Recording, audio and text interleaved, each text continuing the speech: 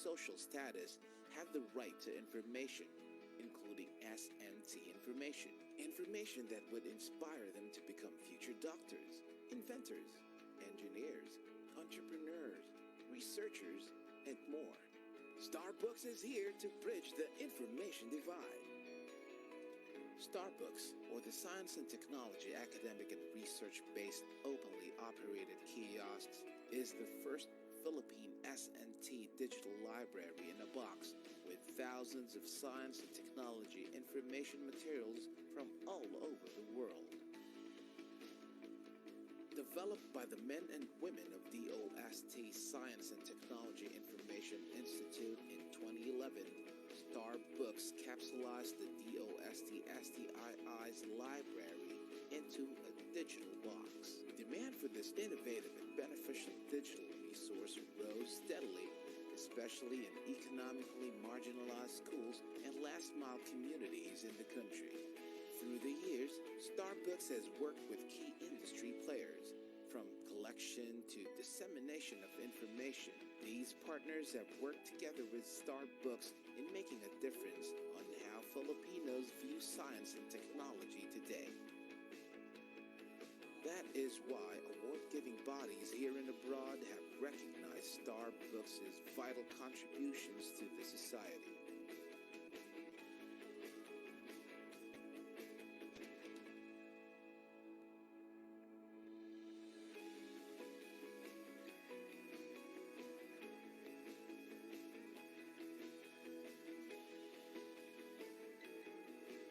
As of October 2020, STAR-Books can be found in almost 4,900 sites in all 17 regions, staying true to its mission of reaching the grassroots. So, wherever you are in the country, whatever language you speak, and whether you're a student, a parent, a teacher, an employee, or a social worker,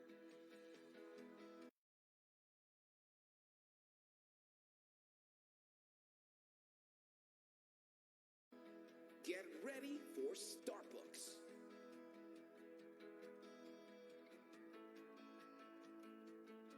Partner with us, and together, let us bring science for the people.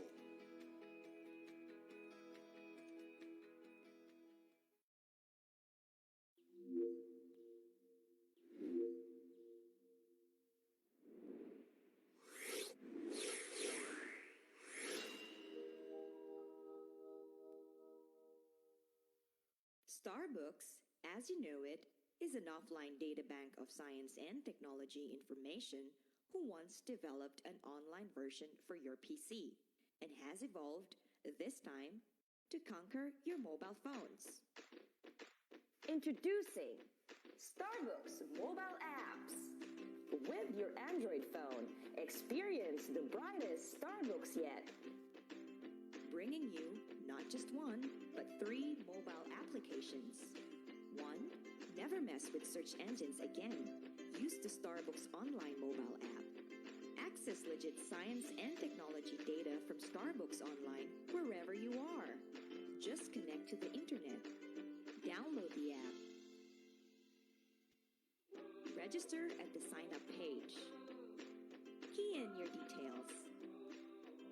Once done, all you've got to do on the main page is to simply click on the icons and explore the vast array of S&T info materials at your fingertips.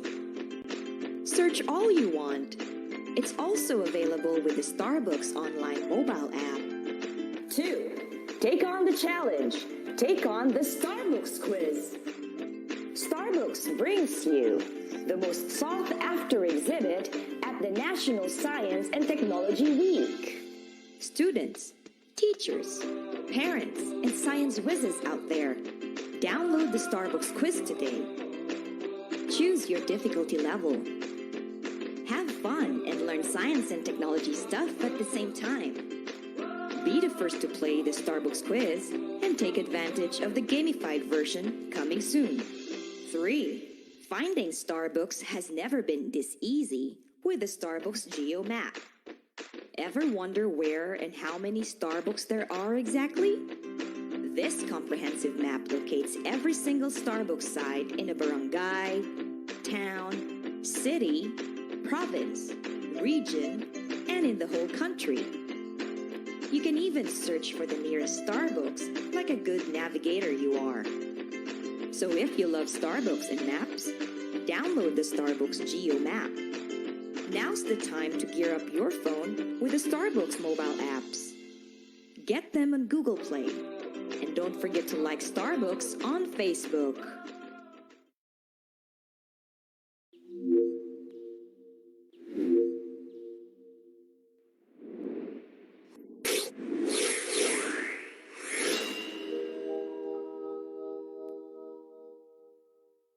In an attempt to contain the spread of COVID-19, schools were temporarily closed. Students now learn from home. Demand for online learning resources shoots up. The question is, how much can you trust your information source? Fret not, for Starbucks is now online.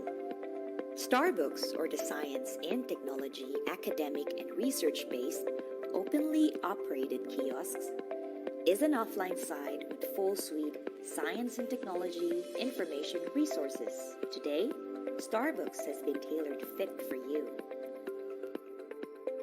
The wealth of knowledge contained in the country's first S&T offline digital library in a box, now accessible online. Accessing information in Starbucks Online is as easy as 1, 2, 3. 1. Go to the Starbucks Online portal via www.starbucks.ph. 2. Sign up by clicking the upper right portion of the main page. You will be directed to the login page. Click Sign Up here and key in your details. 3. Click Submit and you're on your way to enjoying Starbucks Online. Imagine a mountain of learning resources, and there is Starbucks, a beaming gold on the internet scene. Contains tons of STI information that are fun, legit, and easy to dig. News to agriculture, to livelihood, and up to disaster preparedness. Say it! Starbucks has it! Try Starbucks Online and take advantage of this free, full suite, and fingertip-ready access to the brightest Starbucks yet. Visit Starbucks Online portal now and be at the forefront of science and technology information. Get to know Starbucks more. Like our Facebook page.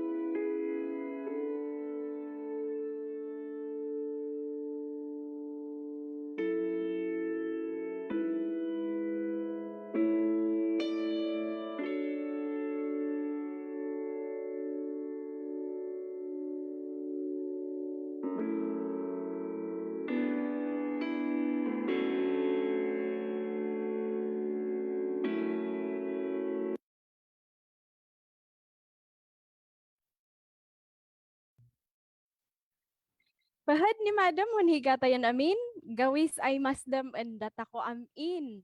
Naimbag nga malam kada tayo amin. Maayong hapon sa inyong tanan. Magandang hapon, Pilipinas. Good afternoon, Philippines and all around the world. Thank you very much for joining us today in our webinar entitled Providing Access to Library Content in a Changing Environment. For our attendees using the Zoom platform, kindly inform your friends who are not able to enter the room to join us through our Facebook Live at facebook.com/STII Library. Should you have friends who were not able to receive our invitation, kindly inform them also to join us in the Facebook Live. Now, allow me to introduce myself. Okay, but before that, let me just know how we are feeling right now. Anong kulay po ang araw natin?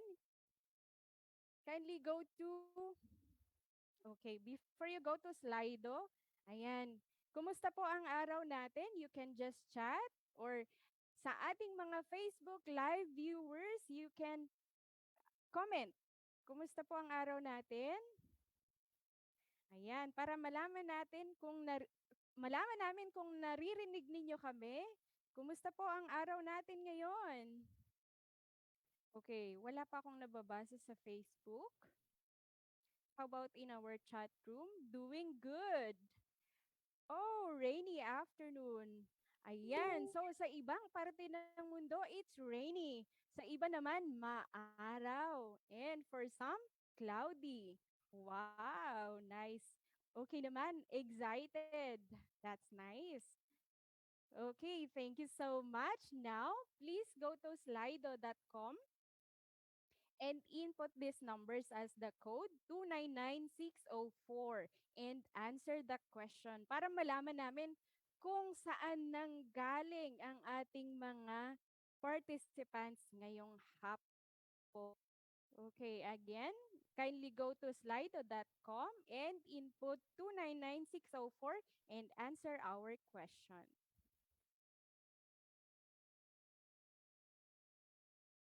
Okay. Ayan! Wow! Sorry. Can I share this one? Okay.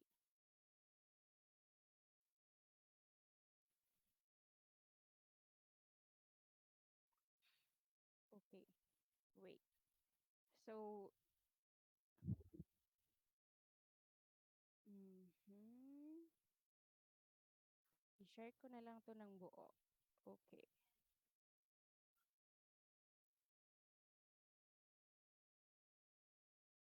Okay. So, nakikita nyo ba?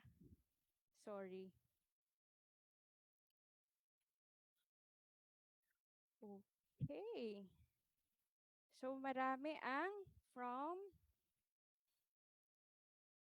Quezon City, Bulacan, Lucena City. We have from Bataan, Metro Manila, Laguna, Pampanga, Baguio City.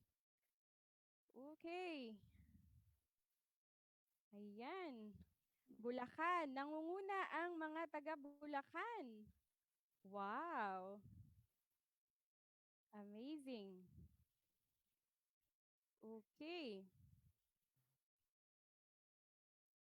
So, we have here participants from Luzon, Visayas, and Mindanao. Okay. Wow. Ayan, there you go. So thank you so much for joining us this afternoon.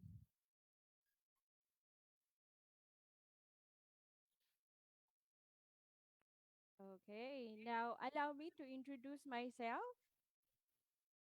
I am Irene Alice Brillo, an Igorot from Kabayan Benguet, and honored to be your moderator for today.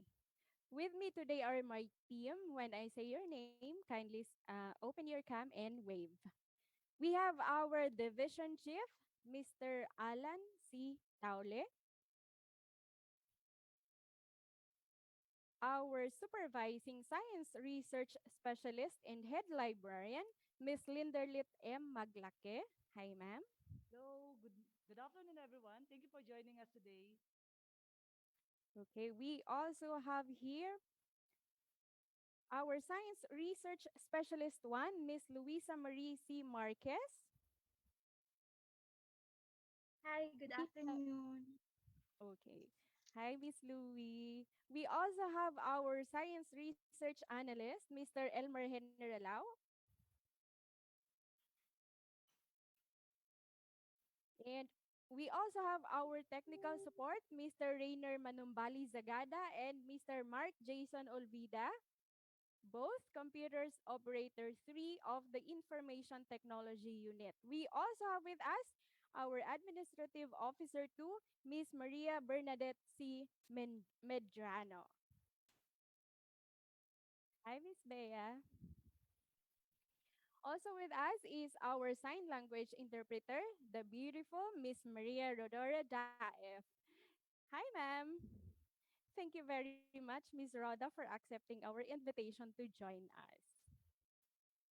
I would like also to acknowledge our SciNet members who are with us today. Thank you for joining. So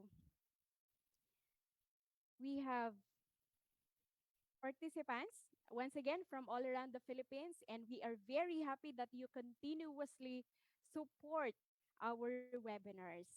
For our consistent webinar participants since 2020, thank you for your continuous support. We hope that you will join us again in our future activities. Now, in order for us to have a smooth flow of this session, let me give you the following house rules. First, this webinar will be recorded for documentation purposes, and the recordings will be sent to your email address along with your e-certificates. In asking your question, that this is the second one, kindly use the Q&A chat box for our Zoom participants and use the comment box for our FB Live participants. You may start posting your questions while the talk or the presentation is ongoing.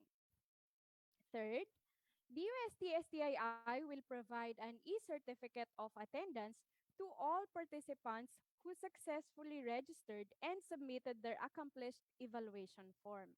The e-certificate of attendance will be sent through the email address you provided as mentioned, and this will be sent on or before October 12, 2021.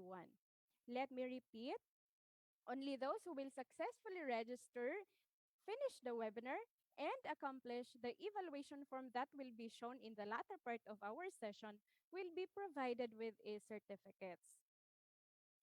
Just a gentle reminder that in posting your e-certificate online, kindly blur the signature. Finally, remember to be polite, pay attention, and actively participate. We will actually be giving out prizes later, so be attentive. Now, to formally welcome everyone to this event, we have with us today our highly respected director, Sir Richard P. Burgos.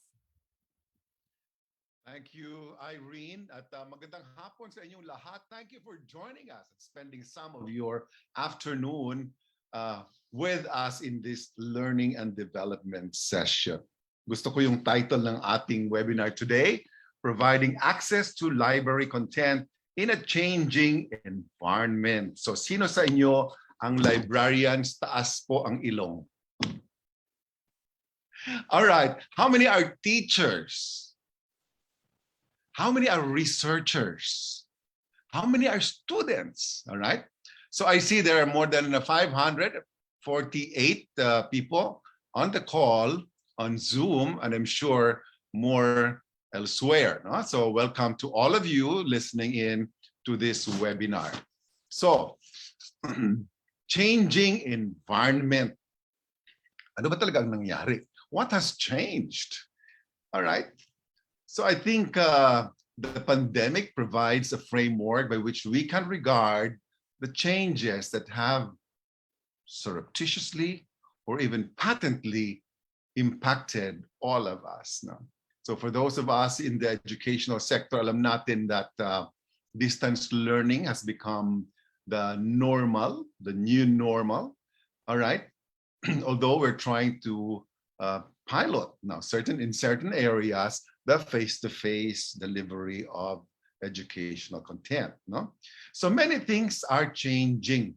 And because of that, we are also confronted with many challenges. All right. So not least of which is connectivity. So for those of you who will log off or log in again, that's part of the new challenges that we are facing. Hindi po ba? All right. So we've also seen how really the technology that's enabling all of these changes, which is the internet, is also the same technology that is fueling our charge towards the fourth industrial revolution. Are we ready for that? I think we have to be ready for that. And this is where I see the rise in the value of the role of information brokers, okay? Because all of a sudden we find ourselves swimming in a world of free information, okay? There is so much available, free of charge information that is available to all, any time of the day and night, okay? And that is why we need information brokers to help searchers for information, to provide them with a nutshell context of the information that they may need, and to provide them and to direct them to the right sources of information. Okay. So the other offshoot of this great surge in available free information is that we actually need also to always be aware that we have to have trusted sources of information. Because we need to verify whether the information that we have access to is something that is correct, right? Ang dami nating pino-forward ng mga posts ngayon, and many times, and I've been guilty of this also, we forward the wrong information, unvalidated, unverified, mali pala. All right? Wrong attribution. So, hindi correct. All right? And sometimes, the challenge is with the completeness of the information. You forward something, one thing, kulang pala yun ng tatlo. All right? So, in a way, mali rin siya. Okay? The other thing that we need to verify is the context of the information, because sometimes information that we share is devoid of context and therefore loses a lot of meaning. Okay. So yun ang challenge natin as information brokers. Okay. Now, add to that the physical restrictions of the pandemic. Okay. You cannot go out, you cannot buy this, you cannot do that. Right? There's so many things that have been restricted from us.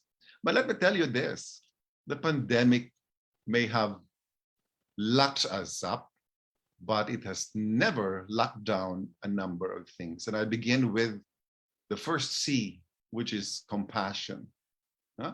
Pandemic, all right, has opened our eyes that there is so much need in the world. And if we are attending this webinar right now in the comfort of our home or our office, we are just so lucky. There is so much need and suffering out there. So we need to exercise compassion. The other thing that the lockdown has not locked up is creativity. Why are we doing this webinar? It's really a creative way around delivering our service to the public, which cannot come anymore to our library physically, but we can reach out to them through webinars like this, through our presence on the internet, through our presence on mobile apps, for example. So creativity is something that cannot be locked down. The other thing is courage to do the right thing. All right. There's a lot of suffering, as mentioned, that's happening around us, and we can just watch it pass us by. But I think as responsible citizens, as people who care for other people, we have to do something. We have to exercise the courage to do the right thing. Okay. Next, the pandemic also has not locked down critical thinking. We're not just following because somebody said so. We continue to evaluate information, even directives, all right, and be critical about them, okay? Only in this manner can we assure that we become responsible citizens and members of our community, all right? So I mentioned compassion, creativity, courage to do the right thing, and critical thinking. Critical thinking, diba? How many of you received that information that if you get vaccinated, you will become a zombie? And if you pass that on, you spread the fear. Okay? So parang, unless na lang nakita mo sa mirror, and what you saw in the mirror was the face of a zombie. All right? So let's be critical. Lastly, we cannot lock down collaboration, right? We need to work together with other people. That's why I'm very happy that today we are here and we have experts even from the UP library. So thank you very much to our resource person, all right? Mr. Paul Jason Perez of the UP SLIS. Thank you very much. Also to our sign language facilitator, Rhoda, we can always stop with and count on her assistance. No? So we collaborate. And that is what makes our experiences through the pandemic more meaningful and responsive. Okay? So the webinar also is part of our learning and development initiatives at DOST-STII as we try to bring up the competencies of our employees, But we also want to expand this, reach out to people at large, teachers, researchers, learners, information brokers, all of you who are here. Okay, and there are now 611 on 13 on this Zoom call. So again, welcome to all of you. All right, so the webinar, of course, wants to identify best practices in data collection, management, curation, accessibility, etc. But we also want to evaluate current and emerging trends in digital data management and, of course, application of these to our current operations. Thirdly, we want to establish access procedures and to implement access policies conforming to our established licenses and other agreements. So there are many things that we will be going through this afternoon. But I'd like to link this event to a bigger event coming down the road. So in November, from November 8 to 11, we will be celebrating the 31st Library and Information Services Month, okay, with a series of events. So some of the contests today are related to that event down the road, okay? So I really hope that this afternoon will be a sort of like an enjoyable learning event for all of us, and that our takeaways will help us become better librarians and researchers and students and teachers, and also better citizens of our country as we commit to become information brokers that can provide information in the right context, information that is correct, and information that is complete. So again, magandang hapon po sa inyong lahat at maraming salamat sa pakikiisa ninyo sa aming initiative. Thank you very much and stay safe.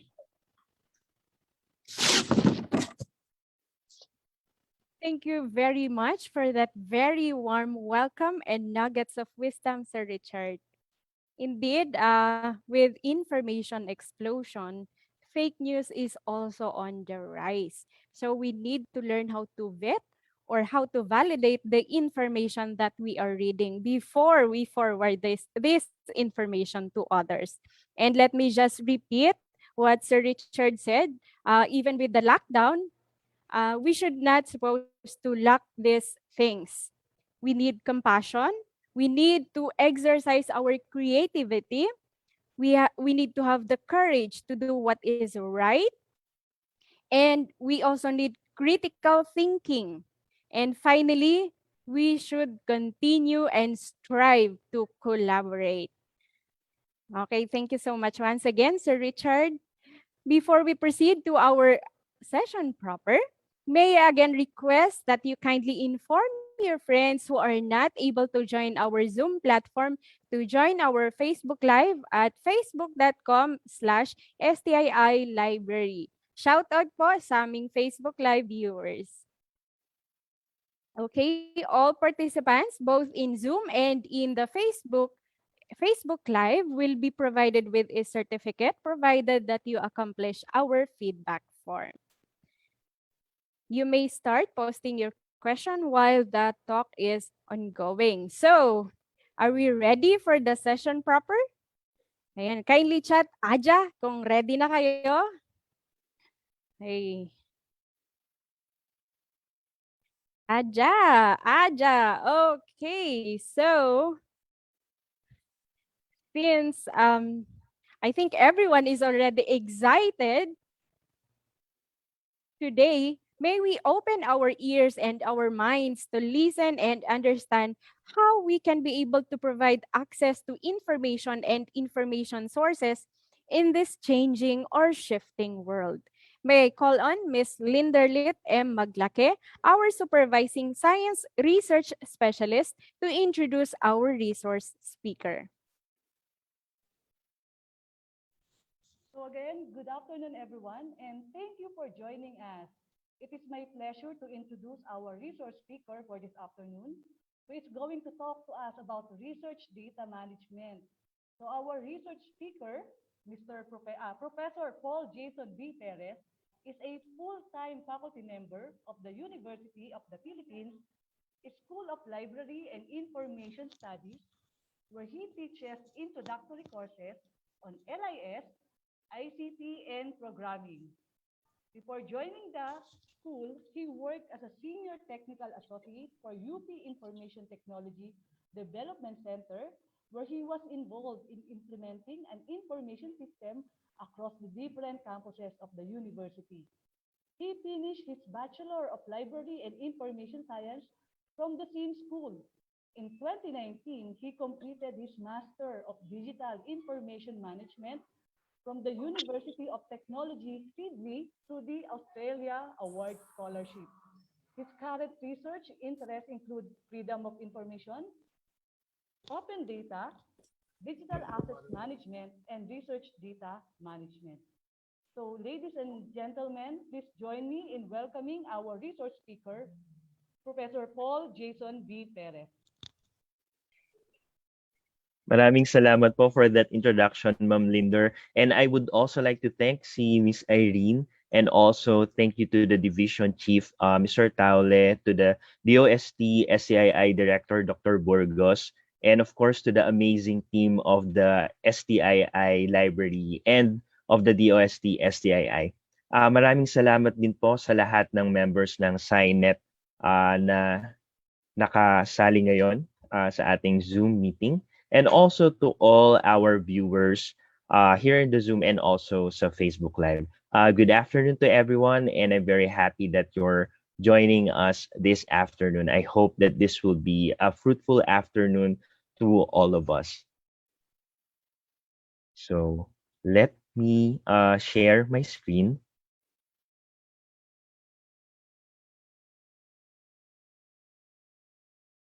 Okay, so good afternoon to everyone. I have here a presentation which also have some Slido component no para po interactive tayo. No? So if you have your phones with you or if you have a browser open, please go to slido.com and type in the codes 618947. You can also scan the code that you're seeing on your screens, and there will be some questions later, no? And I will really appreciate your input. So just to practice, sige nga, may I know which one best describes you? Okay.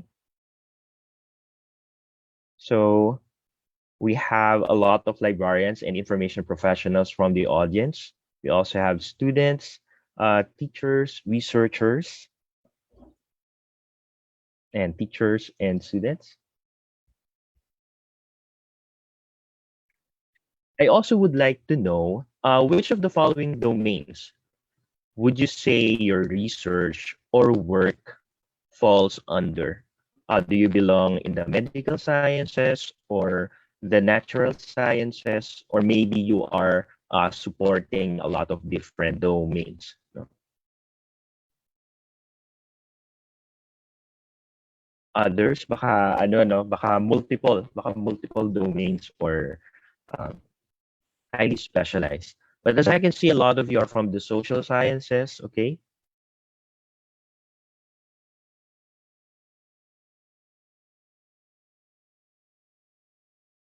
Ayan.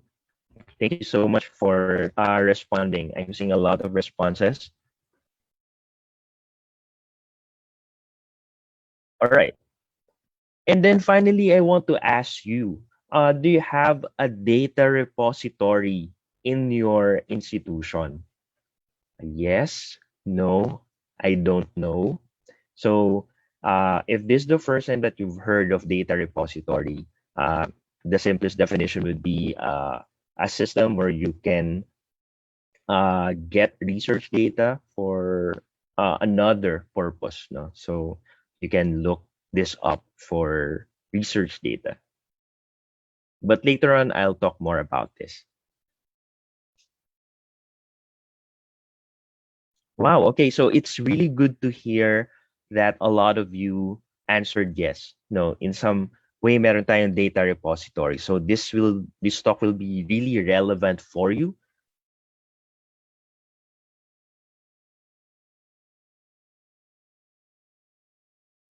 Ayun. Okay, so maraming salamat. And of course, it's also fine if you don't have a data repository in your institution. The purpose of this talk is also to get you acquainted with the different uh, repositories that are available out there. And for those who doesn't know, this will also be a useful talk for you. Yun. So maraming salamat for participating in that short poll. There will also be questions later, so please keep your devices handy. My talk will be about supporting our users through research data management. And I know that the theme of this webinar is about providing access to information. And this talk will be a challenge to everyone, no? That as librarians and information professionals, what are the things that we can do aside from providing access to information? And I'll explain more of that later. So why research data management? So as I've mentioned, no, the theme of this talk is about providing access to information, but I want to challenge everyone and look at the bigger perspective that as librarians and information professionals, we do not just provide access to information, but rather we are partners in the knowledge production. And as you will see later, the research data management paradigm or the frameworks that are available in research data management provides a holistic view of the things that we can do to assist researchers and users in knowledge production. So every step of the research activity, meron po tayong magagawa as librarians and information professionals.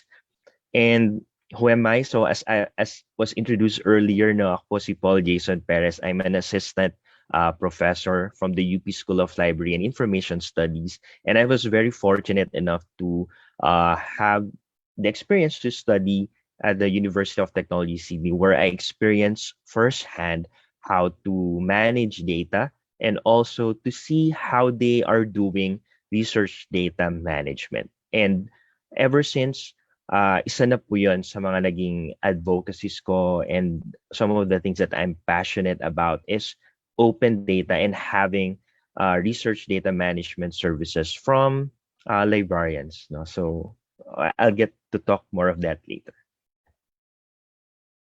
And I want to mention right away the references for my presentation. Some of the contents of this presentation came from the Digital Curation Center from the UK and also from the Research Data Management Librarian Academy, and also from the Research Data Management and Sharing course from the University of North Carolina, Chapel Hill, SILS, and the University of Edinburgh. I'll be providing the links later by the end of the presentation. So what will I be talking about? It's a good place to start would be the definition. So we'll have a definition of what research data is and what research data management is. And then we'll have some few frameworks on research data management and talk about why they are important. But most of the majority of this presentation will focus on the different activities and phases of the data lifecycle. So that includes data creation, documentation, use, storage, sharing, and preservation. And then finally, ito, exciting to, what can librarians do and what can information professionals do to support our users? And if you're watching right now and you are a student or you're a researcher or you're a faculty member, this talk will also be beneficial for you, especially if you're interested how you can make your research more efficient in terms of managing your data. And also, I just would like to add that with our changing environment, no, a lot of us are doing remote learning or we cannot do face-to-face activities. And it really affects our research activity, especially if you need to generate data, and if you need to conduct face-to-face activities just to look for data or generate data, then the research data management framework will help us, especially the tools and resources will help us conduct our research in this new changing environment. So hopefully makatulong siya sa atin. Okay, so back to our Slido. I want to know what you think of when you hear research data. Ano po ba sa tingin nyo ang research data? So if you are still on Slido, the code is 618947. When you hear research data, ano ba ang research data? Anong mga examples ang naiisip ninyo?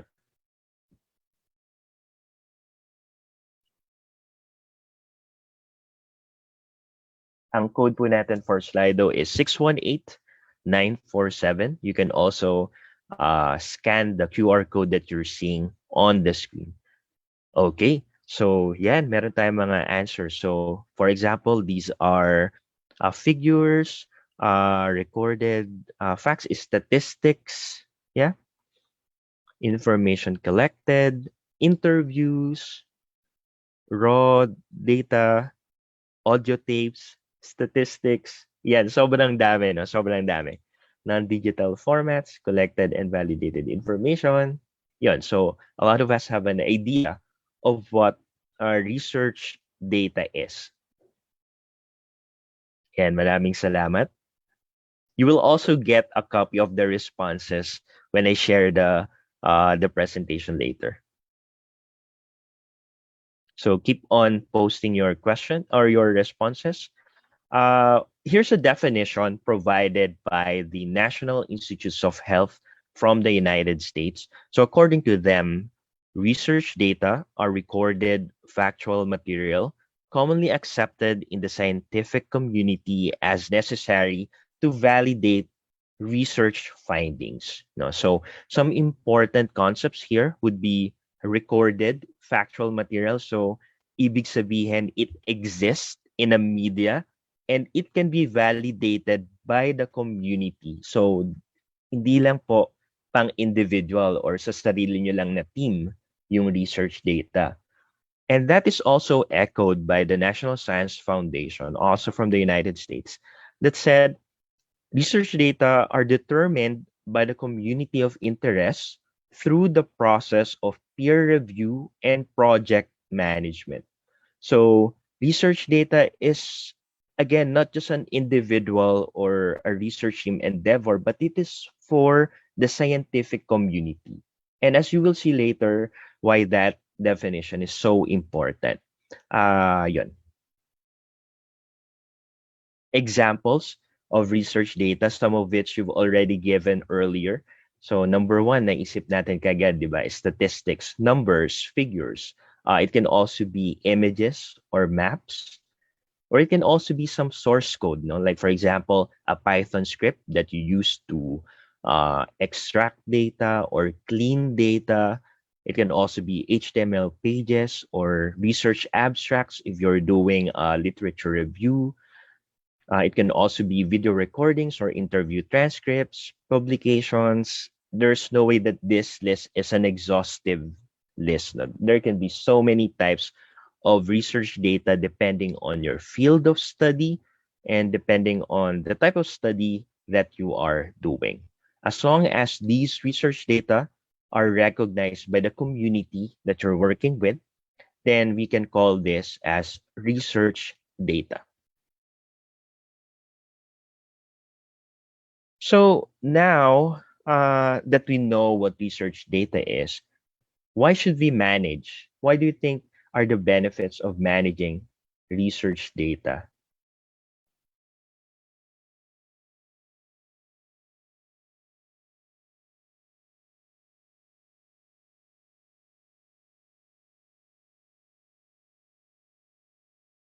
Yep, for easy retrieval, especially if you're working with a team. For future use, improve research integrity, ano pa, to be organized because it can give an answer to our research, data reuse, okay, improve the research activity to help students for easy retrieval. Ayun, maraming salamat. Again, thank you. A lot of you have the correct idea. So keep on sending your responses para po ma-share natin to everyone. Ayan, providing clear objectives to your research, to improve research activities. Ayun, so maraming salamat po.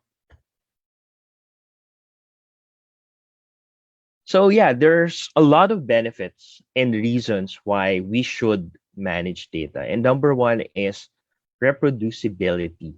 And reproducibility is a very important uh, concept, especially in cumulative sciences, like for example, the medical sciences field or the natural sciences.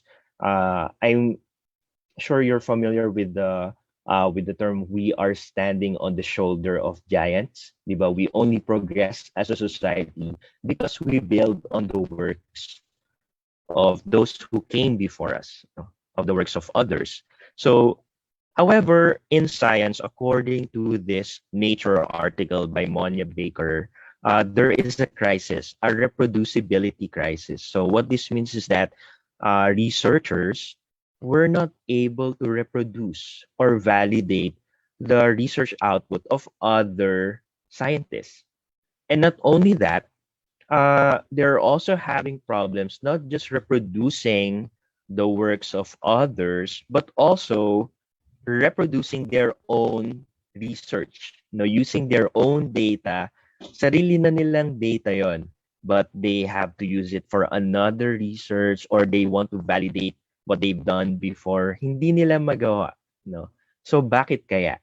One of the main reasons, of course, is the lack of proper research data management.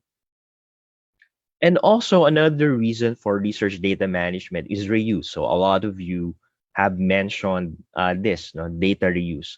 So a study by Pienta et al. In 2010 stated that data sharing doesn't just benefit. No, this is in the field of social sciences that there is a strong, consistent evidence that data sharing increases research productivity across a wide range of publication metrics. So in their study, they found out that by sharing data, they were able to increase the number of publications based on that same research data, which makes sense, di ba? Kasi if you're not going to share your research data, then of course, ikaw lang yung nakakaalam nun. Yung publication mo lang yung magka-count. But if you share it to the community, there's a chance that other researchers will be able to produce a publication out of the same data. And this also echoed by Prompt in 2019.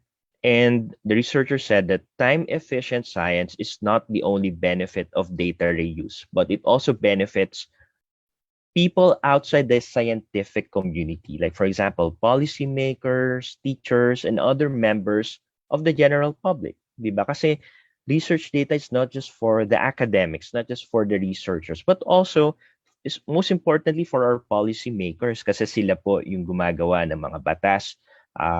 They affect our everyday lives. So research data is very important for them. And some of you have also mentioned research integrity. This is true. A study by Nuranabi and Hussein in 2019, where they looked at 39 retracted articles. I believe this is from the early 2000s up to 2019.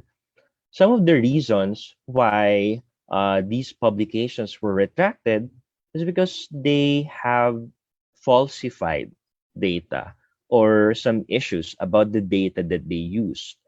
And that is crucial, no? Because imagine if there is a very important research about COVID vaccines, for example, and then that was published, and then a lot of other researchers used that as their or cited that research, but it turned out falsified pala yung kanyang data. So research integrity is a serious business in the scientific community. So through research data management, we can detect falsification of data, and we hopefully we can lessen cases on fabrication and falsification of data. And then, of course, finally, the right of the people to know, especially if the research that you're doing is funded by the public, or if your funding agency, for example, is DOST, diba? So it's a government, or if your university is a public university, then there should be more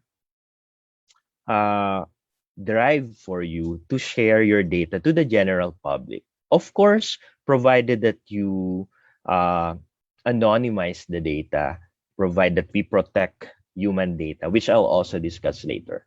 So again, those are some of the benefits and arguments why we should manage our research data. Okay, so now let's move on to what is research data management. So now that we know that what research data is and why we should manage it, let's look at research data management. Based from Thibault and Jones in 2017, these are activities and practices that support long-term preservation, access, and use of data. That is another similar definition, excuse me, is provided by Venkatamaran in 2019. It is the active management and appraisal of data over the life cycle of scholarly and scientific interests. So what's common with these definitions is that research data management is active management. So that means hindi lang po siya basta policy that you will create, not just a document that you will share to your researchers, to your users, na ito yung kailangan yung gawin, ito yung kailangan yung sundin. But rather, this is an active management. We have to collaborate with our researchers, guide them, train them, provide support on what they can do throughout the life cycle of the scholarly and scientific research or interest. And perhaps a better way for us to understand what research data management is through research data management frameworks. And I love looking at frameworks because it gives us a big picture, and it also guides us on what a concept is about. So let's look at some of the research data management frameworks that are available out there. One of the common framework is from the Data One data life cycle. So Data One is data observation network for the Earth. So obviously this came from the environmental sciences, but this framework is applicable to any domain, even the social sciences and the humanities. So from what you can see in this life cycle, you can see that this is a series of phases or activities, and it is cyclic in nature. So it is iterative, and if you're going to read the reference in this resource later, you'll find out that these activities are guides. You don't have to go through each of the activities, but they serve as guide for us to see what are the activities involved during the life cycle of data. So from planning, collecting, hanggang ma-analyze, magamit yung data ng mga researchers. So this is a very useful framework. Another framework, this one is also a popular framework from the Digital Curation Center, or the DCC Data Lifecycle Model. So from the picture, it looks complex, but it actually paints a complete picture of what is involved in data management. So from here at the center is the data, which can be a digital object, any digital object, or a database, a collection of digital objects. And after that are activities that has to be performed throughout the life cycle of data, and that includes description, representation of information, preservation planning, community watch and participation, and curation and preservation. So those activities has to be performed throughout the research life cycle. So from planning hanggang matapos yung research. There are also sequential activities, like for example, yung create, appraise, ingest, preservation, store, access, and transform. So these are sequential activities that has to be performed. And there are also occasional activities such as reappraisal, migration, and dispose. Sometimes you reappraise to reevaluate if this data is still beneficial, or do we still have to share this data, or maybe we have to dispose this data. So these activities are, this framework is very useful because it will cover not just the work of the researchers, but also of the librarians and the information professionals. So it brings together this community of researchers and data management professionals from these different activities. And then another framework is the Oxford RDM Lifecycle from the University of Oxford Research Data Management Service Group. This is, I also like this framework because it's simpler. You can see that at the very heart of the framework is providing training, advice, and support. And there are three phases, which are data management planning, data backup and security, data sharing, and archiving. So during these phases, there are some considerations. Like, for example, where will you deposit your data?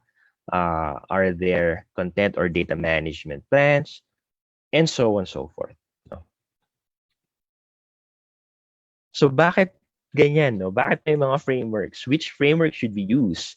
To be honest, it really doesn't matter which framework you should use, because it will depend with your institution if you have a data management policy or a research data policy, or it will also depend on your field. If you're a researcher in the medical sciences, meron kayong sinusunod na field. It can also depend on the funding agency, sino ba yung nagfa-fund ng inyong research.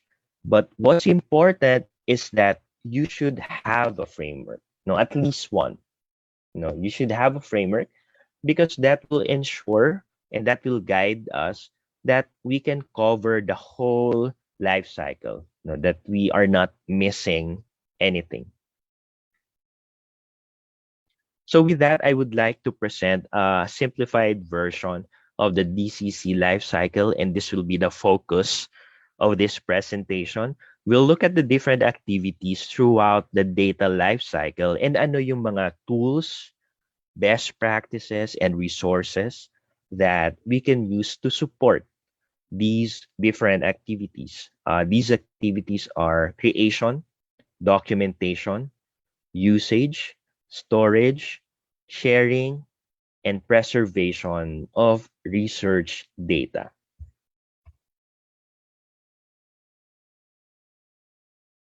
So let's start with the creation.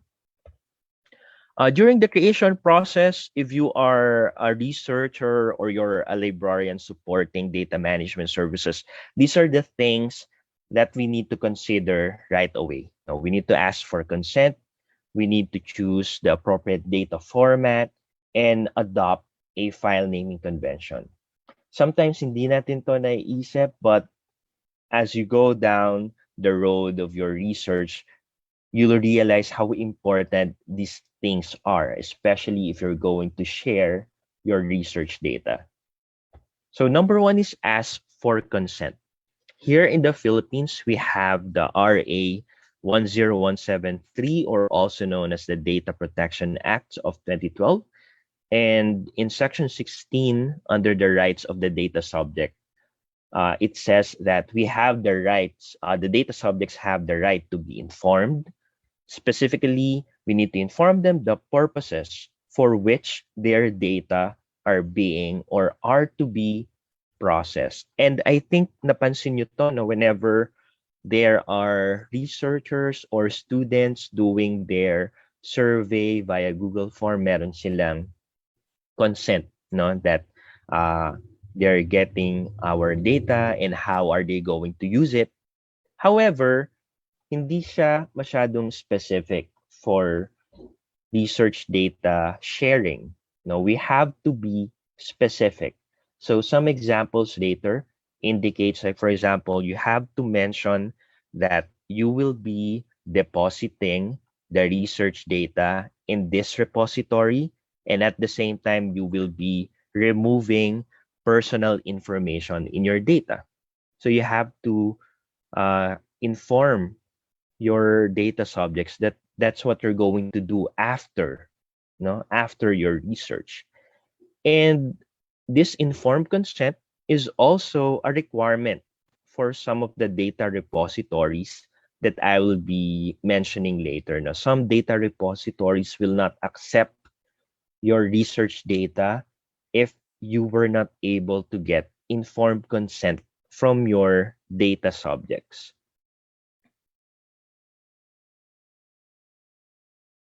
Yep, meron nag-comment dito, research ethics. That's very important, especially now that very pervasive yung data, no? And some universities have IRBs or research boards, and I hope na lahat ng university meron ganun, especially if you're a research university. An example, a guide was developed by the Australian National Data Service. So this is a 3-decision guide, no, that you can ask yourself whether or not you can share your research data, because there may be instances wherein you were not able to obtain informed consent from your participants. So there is still a way for you to share research data kahit hindi kayo nakapag-obtain ng informed consent. And also, there may be instances wherein obtaining informed consent is impractical. No, so there are some situations where doing that is impractical. So this decision 3, the link is provided here. If you look at it later, you'll see there are questions here. Do you have the right to publish? Can the data be made non-sensitive? Or was consent for data sharing given by research participants? If not, then was it approved for publication by the ethics committee? No, so that's why ethics committee are really important. And if you want to look for some templates, there are some templates provided by the Institute for Social Research at the University of Michigan. There's also one by the Library of London School of Economics and Political Science, especially for social science research. And if you are in the medical field, a good example is from the MRC Brain and Cognition Sciences Unit of Cambridge University. So all of the links will be provided to you sa presentation. So after you have chosen, after you have obtained or decided about the informed consent, another important consideration during the creation of your data, of your research data, would be to choose the appropriate data format. No? Are we going to store the images in a lossy or lossless format? So when you hear lossy, that means there are some bits of ones and zeros that are not being preserved, while lossless, every bit is preserved. No, there are benefits and disadvantages of doing that. For example, lossy format for images would be a JPEG image, diba? We can store our research data in JPEG, because it will consume less storage. However, it is lossy. So as you save and save it, some bits are going to be missing. No. And are you going to use an open or proprietary format? Like, for example, if we're going to save our data in XLSX or Microsoft Excel, so that format is proprietary as opposed to an open format like comma separated value or CSV. So to guide us on the appropriate data format, there are actually a lot of guidelines out there. So one good guideline is from the UK Data Service, wherein they provide the recommended formats. So if you're a researcher or kung librarian kayo and then there's a researcher na lumapit sa inyo, they want guidance, what data format is best for my research data. So for example, if you're handling quantitative tabular data with minimal metadata, then you can save it in a CSV file. But if you're using a lot of metadata, then there is the SPSS portable less format. So when you hear lossless, again, there are some guidelines. No? What are the best practices in file naming? So you have to keep it short, but at the same time, you have to provide context like, is this from an experiment or is this just a README file? And then avoid using special characters like, for example, yung mga ampersand or the at symbol because it may fail in some systems na baka hindi siya ma-process ng computers. And you also have to be consistent with your convention and preferably use standards. Like, for example, there is an ISO standard for representing date and time.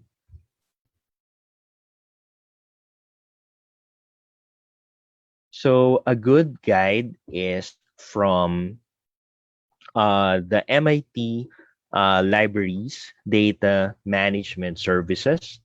So from here, you can see some of the best practices. Like, for example, in terms of length, we have it's best if we can limit the file name into 32 characters. So as you can see, if it's 32 characters, then the file will look like this. So madali siya tingnan. And also, if it's too long, some computers may not be able to process that file.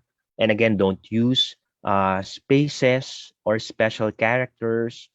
Preferably use underscores or camel case. So camel case is when you capitalize the first letter of the beginning of the new word.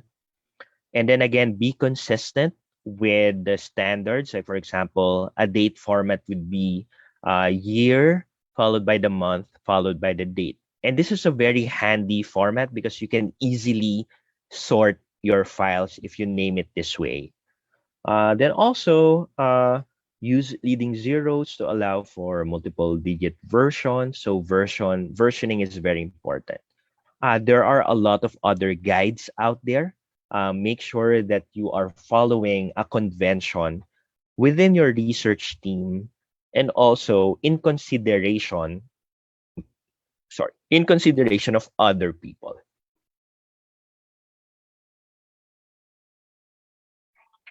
Okay, so that is creation. The next phase is document. Now we have to document our data, how we're using our data, how we collected our data, how we produce our data. And this documentation is also part of your research data. You have to share this later. No?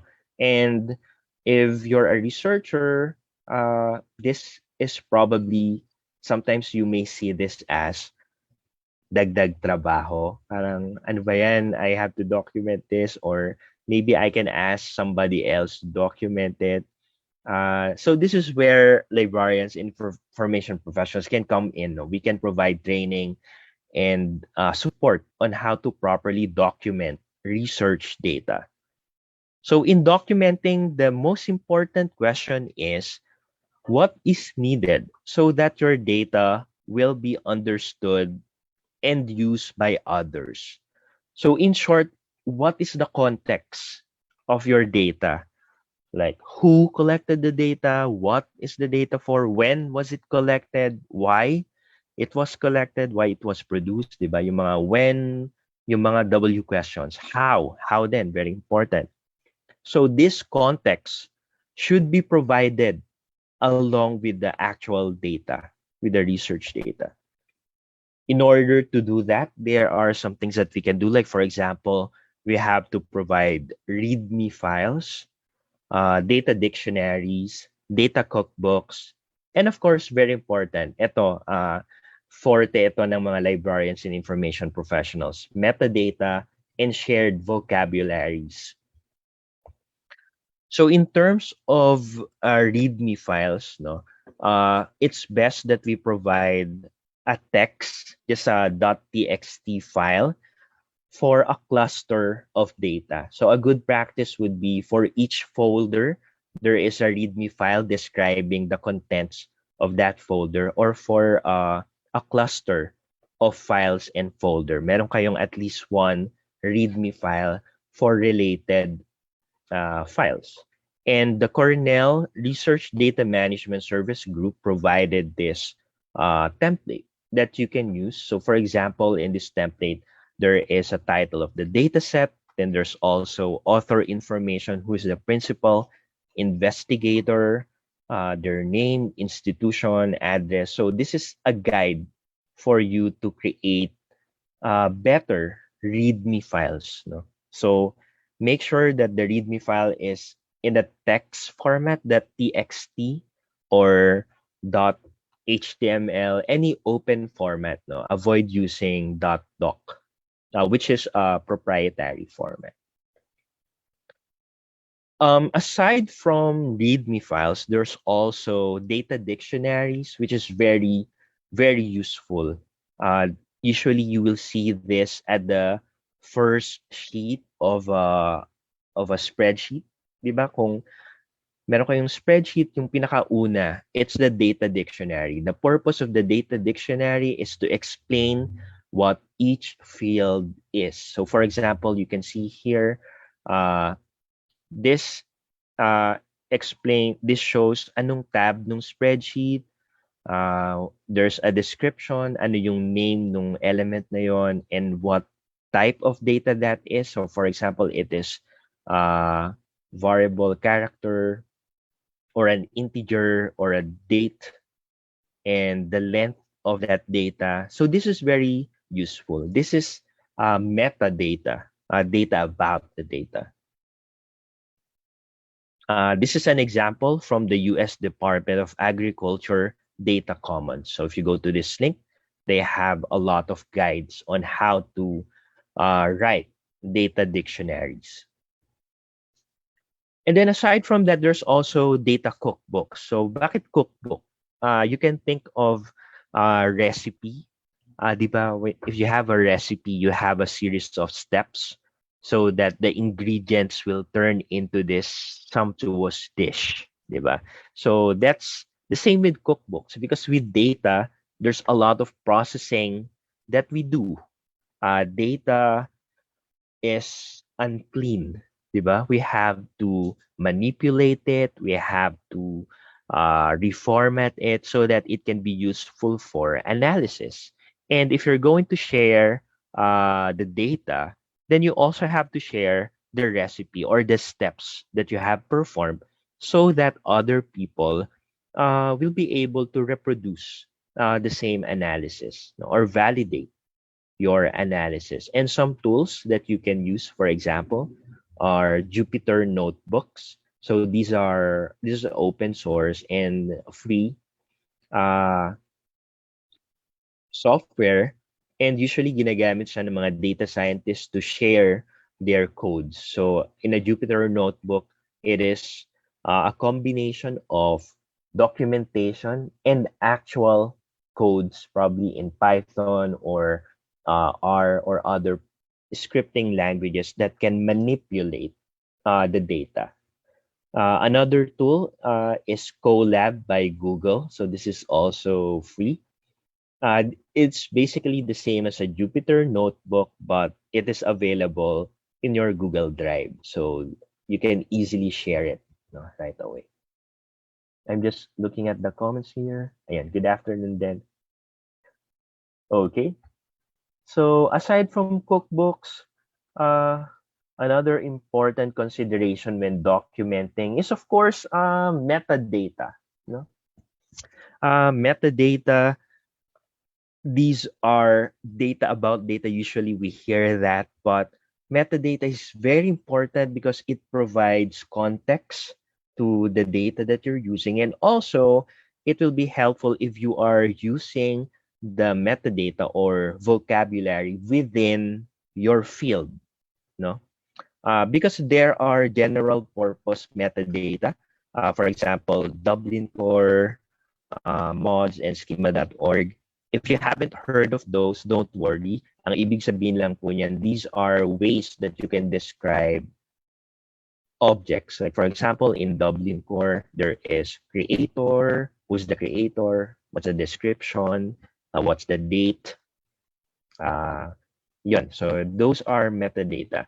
And if you're working in a specific field, like for example, if you're in the biological sciences and you're just starting out as a researcher, or you have no idea what metadata you're going to use, then you can consult the metadata directory curated by the Research Data Alliance. No? So this is a very handy tool.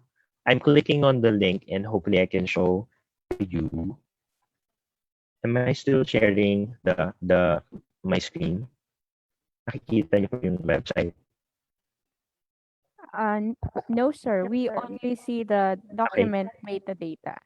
Ayan, sorry. So I'm stopping the sharing and I'm sharing again my whole screen. There you go. So this is the website of the RD Alliance, or a website created by the RD Alliance, which is a directory of the metadata. So how are you going to use this? So for example, merong lumapit sa inyo na researcher and then nagpa-consult siya ng kanyang data and you see in kulang yung metadata niya. Meron lang siyang name and description. So you can look at browse by subject areas and then identify, is this researcher from the archaeology department or are they from bioinformatics? So if you click on it, you will see what are the standards in that particular field. Of course, as librarians, you're not expected to master all of these different metadata. That's impossible because there's so many.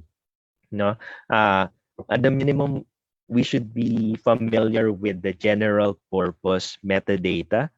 You will see here there are general purpose, like as I mentioned, Dublin Core. Yan is very useful. And most of the time, the researchers, they are the experts. No, they may be familiar with this one.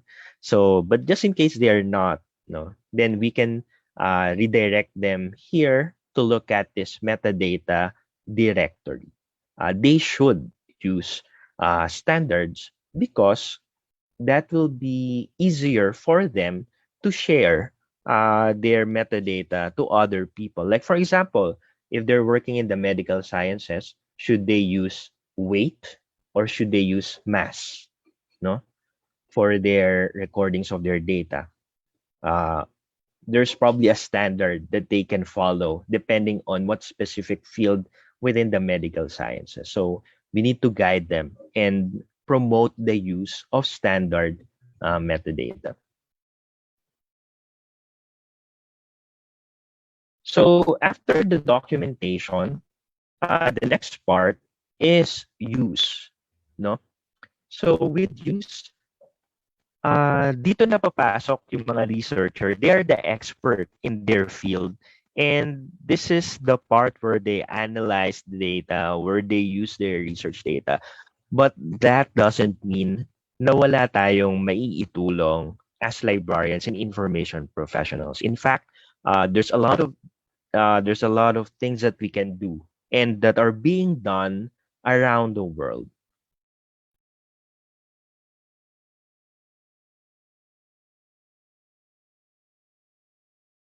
For example, we can ask what software are available for data analysis and what data skills or training are needed. So what we can do as librarians that we can provide a live guide of the software analysis subscription of the software that we have as an institution, or also provide open source tools that the researchers can use. There is the librarycarpentry.org. I don't know if some of you have attended a workshop before. This is some sort of a movement na rin na nangyayari within the library community. Uh, a lot of libraries, especially in the Western countries, they are doing library carpentry. The purpose of these workshops is to provide data literacy and data skills amongst librarians, and also to train them on how to train others, no, especially the members of the academic community. If you're going to visit the website, librarycarpentry.org, you will see there a list of workshops that are happening globally. So some of the workshops can be attended by anyone, while others are just exclusive for their own library staff. In UPSLIS, we're hoping to do a library carpentry in the near future. So some of the activities that we do that are usually done in a library carpentry would be how to use data cleaning tools like OpenRefine, no, or how to use spreadsheets. And some even go to data analysis, like how to use R and Python, because those skills are very important. You can use that in your work, but also you can use that to train, no, students, especially if they are just beginning. And that will lessen the burden sa ating mga professors, di ba? They don't have to do that during the classroom. They can just focus on their subject matter. And while we, the librarians, were supporting or equipping our research community. So try to visit po yung library carpentry. A lot of libraries are conducting their own carpentry workshop. And then after the use, another consideration would be storage. No, where are we going to store our data? If you're just an individual researcher, do you just store it in your laptop? What if mag-crash yung laptop mo, no? Or if you're a team, how can you ensure that every member of the team will have access and will have the correct permission in accessing data, research data? So some considerations would be these questions. We need to ask these questions. Where will the data be stored? How sensitive is the data?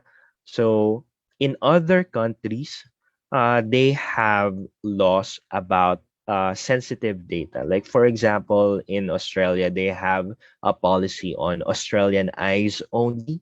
So ibig sabihin nun, if there's data about the citizens regarding their health or financial information, only citizens or only Australian citizens have the right to view that. So hindi mo siya pwedeng i-share sa non-citizen of that country. So if that data is sensitive, then you should think of how you're going to share it, no, via cloud or through storage devices.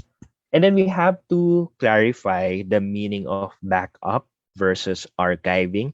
So during this stage of the data lifecycle, when we say storage, we are pertaining to the active life of the data. So that means your data is still being used by the research team. No, hindi pa sila tapos mag-analyze, but you need to store it, of course, because it may be a huge amount of data. And then if you're still using it, if you're still actively using it, then you should provide a backup. Because what if something happened, diba? What if there's flood or power outages that may corrupt the data. So you should provide a backup. And then once you're done, once you're sure that you're completed, once the research has ended, then that's the time for archiving, which I'll discuss more later.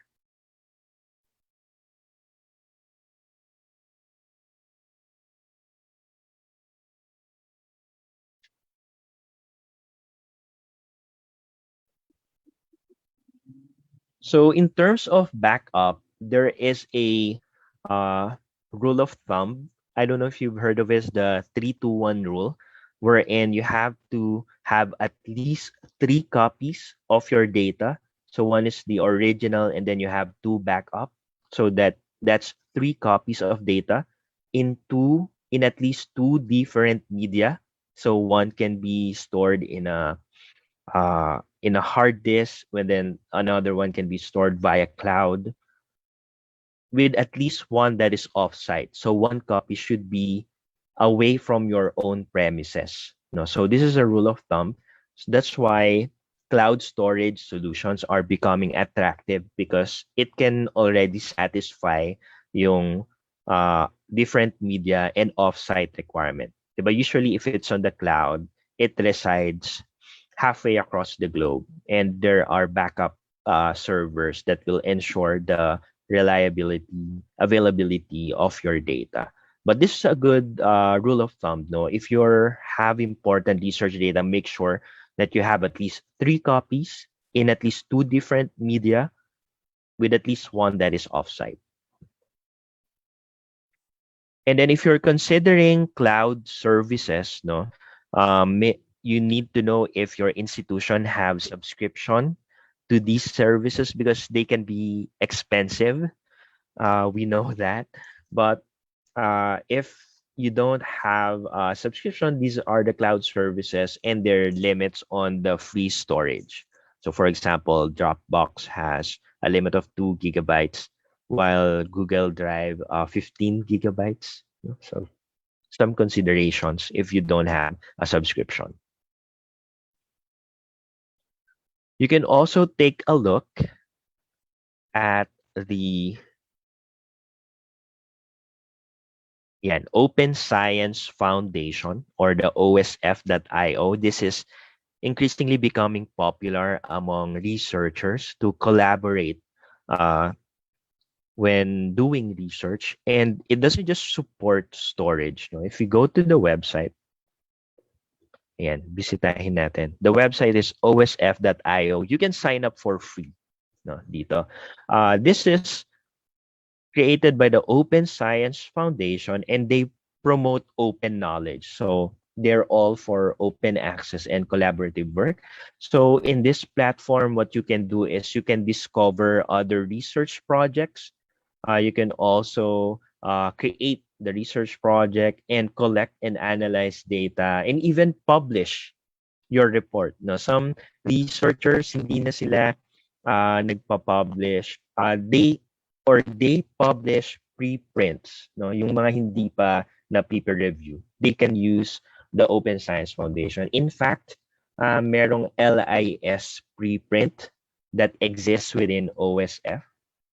If you're familiar with that, if you look at the menu, you can see that there is OSF preprints. So nagiging host na rin siya ng mga preprints. If you're not familiar with preprints, these are research articles or publications that are not yet submitted to peer-reviewed journals. And the reason why they are being published as a preprint is because they may be gathering some feedback from the community, or probably meron pa silang ongoing research or something. But this is still a recognized, a highly recognized source of research production, of research output.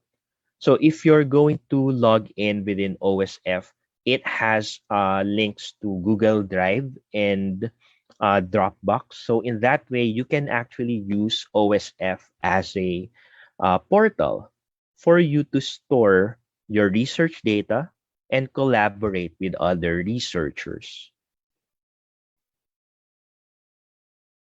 Okay, so we're more than halfway sa ating research data lifecycle. The next phase is share. No?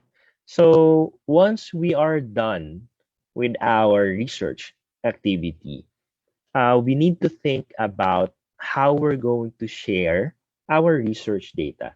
And the most important consideration that we have to address is how are we going to license our data? Most of the time, it will depend on your institution or your funding agency. So again, if your funding agency is uh, government, then usually they have a requirement that you submit a data management plan, which I'll talk about later. And part of that plan is how are you going to license your data? So in the open science community, it is highly encouraged that we publish our data in the Creative Commons licenses. No? So Creative Commons is a way for us to share our output, but at the same time recognizing and preserving some of the rights. Like for example, if you license your data under the CC BY license that you're seeing here, then that means that other users are able to copy and publish, to use it for commercial use, to modify and adapt it, and even to change that license when they're sharing it. But at the same time, they have to add to provide attribution, or ibig sabihin they have to cite you as the researcher. Ang pinaka non-restrictive, of course, is if you publish your data in the public domain, which means you don't have to be attributed. But sometimes, in order for us to encourage researchers to share their research data, is to recognize their work, because producing data is very difficult, di ba? That's a lot of work, and sometimes it's expensive. And other institutions, other universities are already recognizing data citations, di ba? So that's another argument for our academics to encourage them, di ba? Kasi some institutions might be obsessed with the number of citations or yung H-index na tinatawag, di ba, sa Google. So usually it's citations about their published research, but data can also be cited, no? And it should count towards your scholarly work, because data is very valuable, especially if it's a well-described data. So these are some of the licenses that you may consider. But then again, this will still depend on the funding agency or your institutional policy about sharing research data. But of course, provided that you anonymize, no, your research data if you're working with human subjects. Okay, and then finally, we'll go dun sa archiving or preserving your research data. This happens towards the end of the research activity. If you're already done, you already publish the research, or you already submitted a report about the research, then consider archiving your data. And how are we going to do that? So the first question is, you need to de-identify or anonymize your data, especially if you are working with human subjects. So I cannot emphasize this enough. No, this is very important.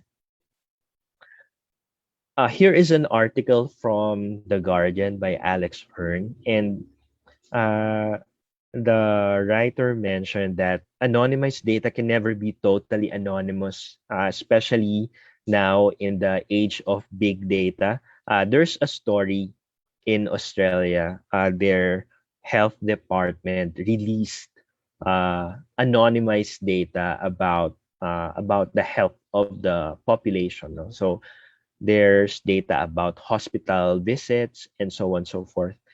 And then other people, by looking at the data and correlating it with other publicly available data, they were able to identify, especially mga celebrities. Kasi there are some news about kailan nagkasakit yung gantong celebrity, saang hospital na confine si ganitong celebrity, and they were able to match the date with the data. So, yun, they were able to uncover they were able to associate the anonymized data to actual living persons. And we want to avoid that. No? So we need to anonymize the human data as best as we can, especially if you're in the medical sciences field or in the social sciences field.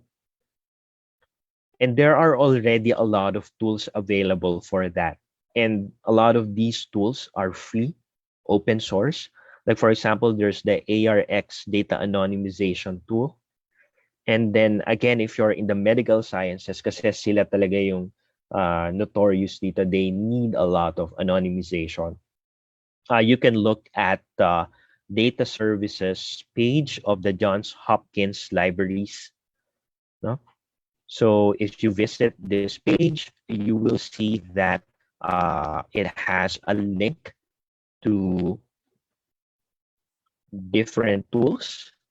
For example, tools for the identifying unstructured text. So usually these are transcripts or interviews. Sometimes you have to transform yung voice, di ba? Yung kailangan ibahin yung boses. The identified data in digital images, maybe you have to blur some identifying features like tattoo or personal information na na-capture, or the identified tabular or otherwise structured data like those that are in CSV files. No? So a lot of these tools are open source, no? And this is hosted in their library, di ba? As librarians, we should be proactive in these services. So as you can see, they have a data services librarian within their library, so Johns Hopkins. And then after they identified the data, now is the time that you can choose your repository. Sometimes the repository is dictated by the discipline or the journal article you're submitting to, or the institution. If you have a university data repository, no, sometimes you have to follow that. But if not, there are also generic data repositories that are available out there. So let's look at some of them.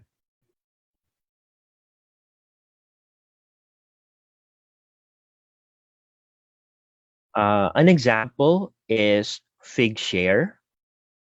So Figshare is a repository where users can make all of their research outputs available in a citable, shareable, and discoverable manner. So let's visit the website. You'll see what they mean by that.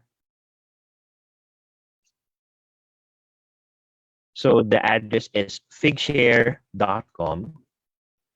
So from here, you can see that there are some institutions or academic research institutions that are actually using this as their repository. But at the same time, independent researchers can also use this to upload their research data. And it follows the FAIR data principles. We can talk about that later. And then from here, you can see that you can actually look at the different fields where data is available. So if you are in the chemistry or biological sciences, but there's also studies in creative arts and writing, studies in human society. So all across the spectrum, no, from the hard sciences to the arts and humanities, merong data dito. So if you look at, for example, chemistry, and so you can further specify what field, or if you go to their search, advanced search, there are some facets that will allow you to control your research. So here it has 5 million results. You can filter it by license. So if you want those that have minimal restriction, so yung CC BY, that means attribution lang yung required. yung CC by NC, so that means no commercial use. So for academic purposes nyo lang siya pwede gamitin. NC, ND, no derivatives. In copyright, so in copyright, that means you need to secure the rights, no? So kailangan nyo magpaalam dun sa copyright holder, or you need to buy the copyrights. And then the item type, you can see here there are theses, journal contribution, data set. So there's over 1 million data set available. So if you click on that, then it will be filtered. Then you can further do some filtering to refine your search. So Figshare is one. Another one that I like is Zenodo. Kakilala niyo ba si Zenodotus? Have you heard of Zenodotus? So Zenodotus is the first librarian of the Library of Alexandria, the ancient library in Egypt that was burned to the ground. But at one point, it was recognized as the library of the world, the Library of Alexandria. So Zenodotus is that person, and then Zenodo was named after Zenodotus. Zenodo is hosted by CERN, no, the European Research Center for Nuclear Research in Switzerland.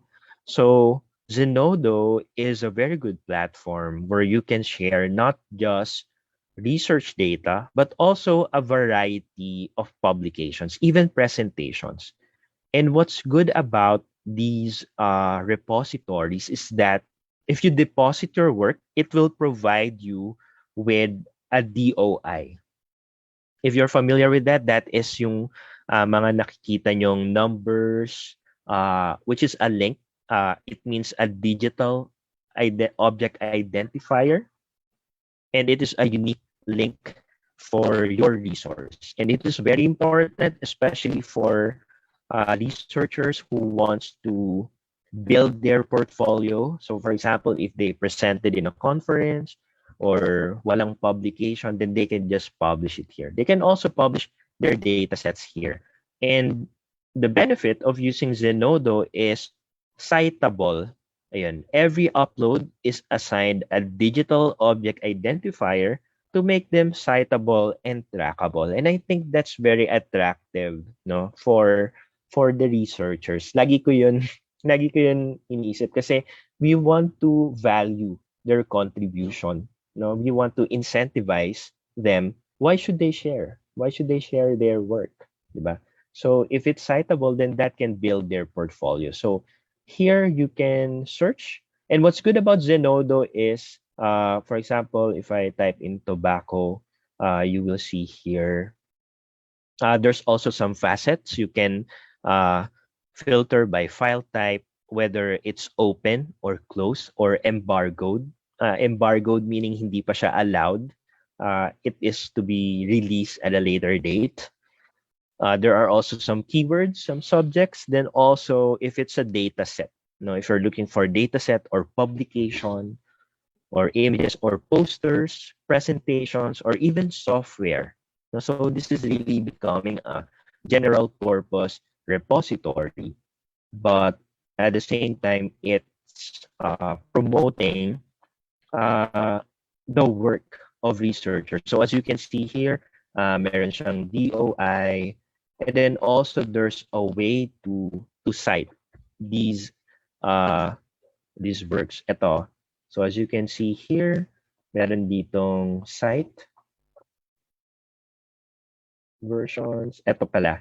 So usually it's the APA format. So you'll just have to copy this. And then also it can be integrated with Mendeley and many more. So meron din siyang mga BibTeX. So if you're using Zotero, which I also love. So yeah, you can do so much more. So that's Zenodo.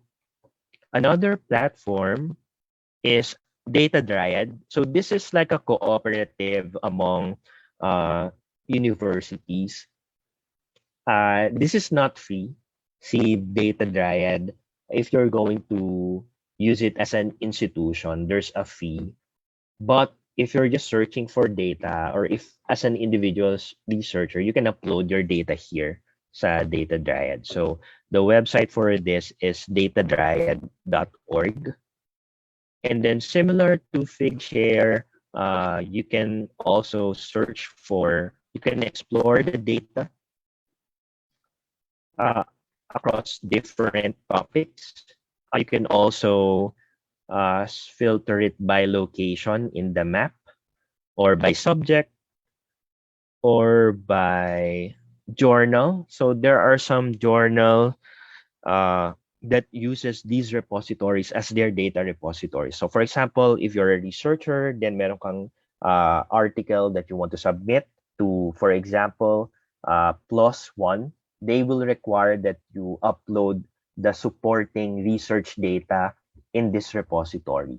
So kadalasan, yung mga napapublish na articles in that your particular journal, they have a corresponding data set uploaded in these data repositories. Yeah, so you can search.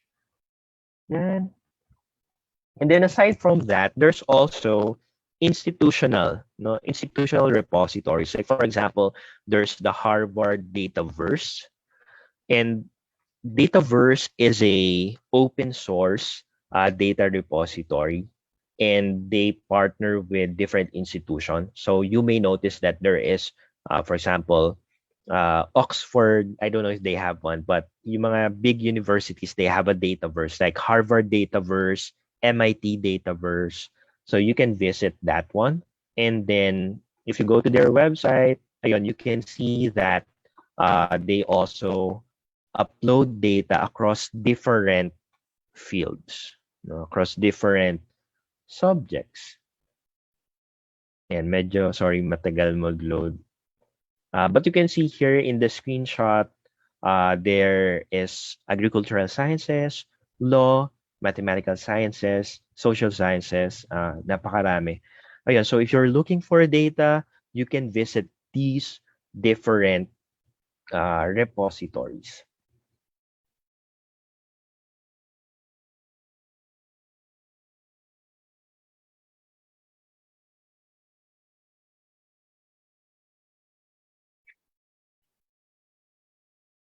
And I'm clicking on next.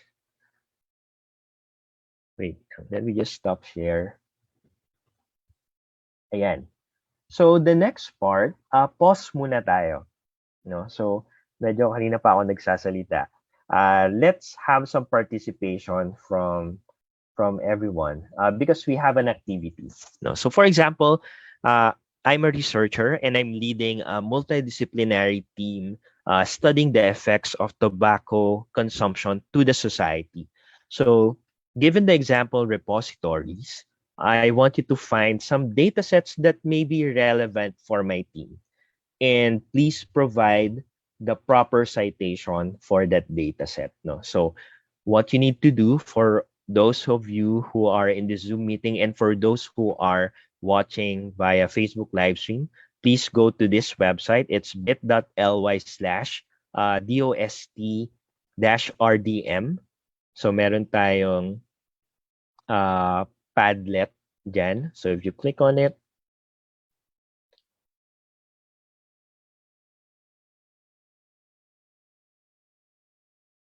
so I want you to visit those different repositories. No, you can go to figshare.com, or you can go to zenodo.org or datadryad.org or to the Harvard Dataverse, and then suggest some of the data sets that I can use for my team. So again, we are a multidisciplinary team.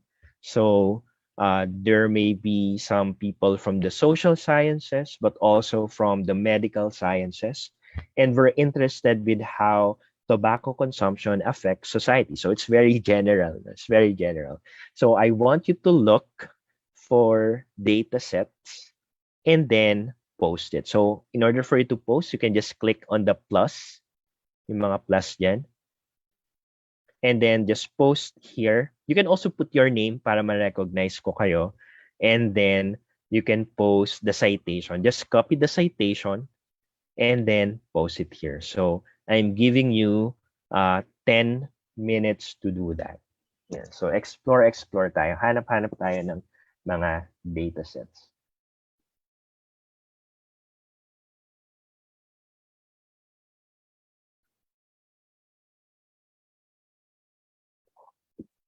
And while you're doing that, I'm also looking at the chats. I'll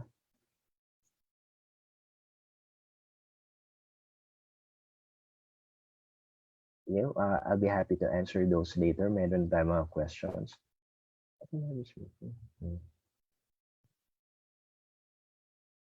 Ayun, so we have one submitted that came from zenodo.org. So this is a study by Li Peng and Lu Lingling, a cultural reflection of China's tobacco technology from the International Journal of Case Studies. And there's a link. Ayun, so let's copy that link and let's visit that.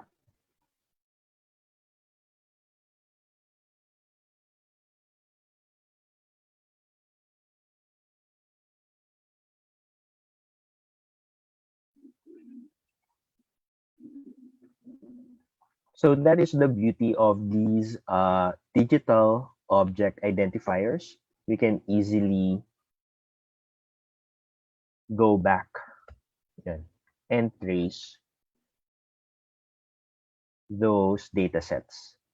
Ayun, so okay. And let's see. This is an article, okay? That is published under the Creative Commons. And there are there's just one file that is a PDF. Okay, yeah, so this will be useful. Let's see kung merong nag-submit ng data set.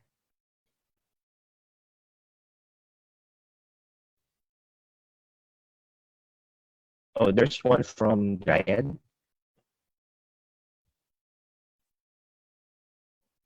So this one from Dataverse.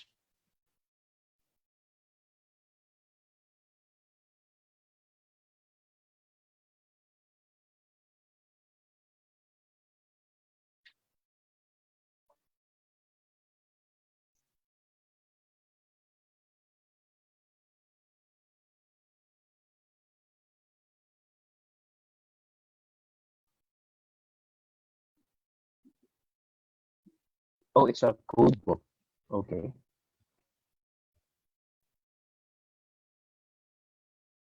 So you've also noticed there's also a metric dun sa mga repositories. You can see how many times it was viewed and how many times it was downloaded. So again, you are free to upload your datasets here. And you can also create communities within Zenodo. That means you can curate for your own organization within Zenodo. No? So for the meantime, I know na one of the biggest challenge here in the Philippines is budget. No? So maybe your institution doesn't have a budget yet for data repository or institutional repository, then just create a community in Zenodo and then train your researchers, your academics on how to upload their work in Zenodo. So you can see some big institutions are actually using Zenodo as their repository, and even conferences. Mabenta rin to sa mga conferences. So you will see ito, Lucerne University of Applied Sciences and Arts. So if you view that particular community, nandun in a collection yung mga different materials.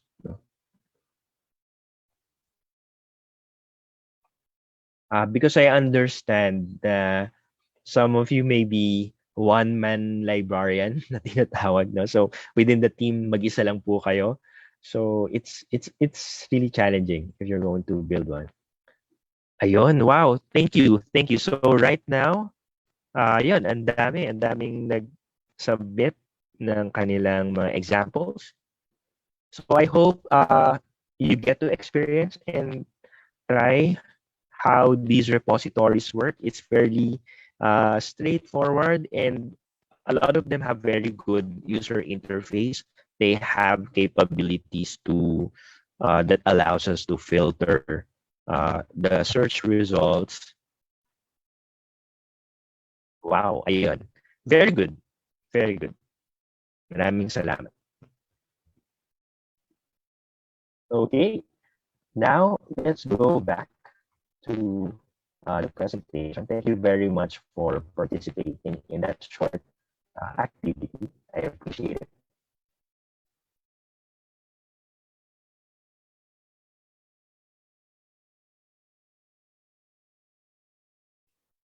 This is another repository that actually is a directory of repository.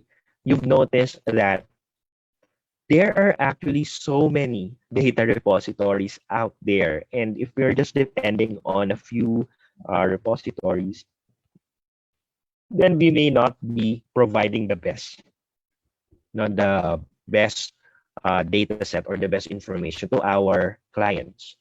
And the registry of research data repositories is a directory.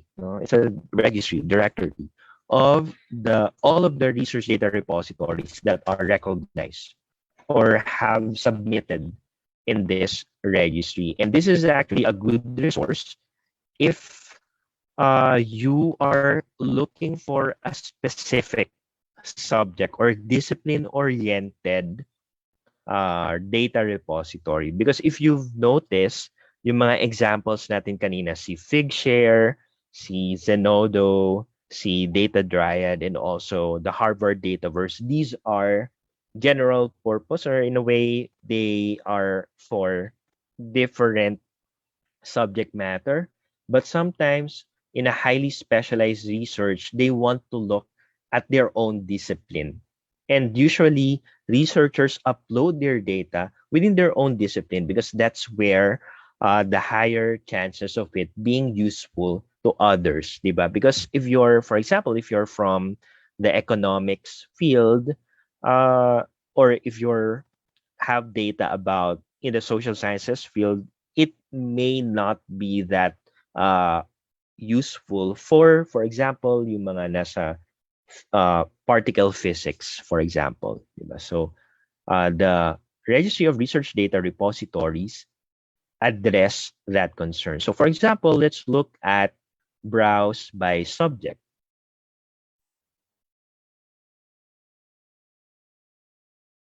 So in here, you'll see that there are four areas. We have life sciences, natural sciences, engineering sciences, and humanities and social sciences.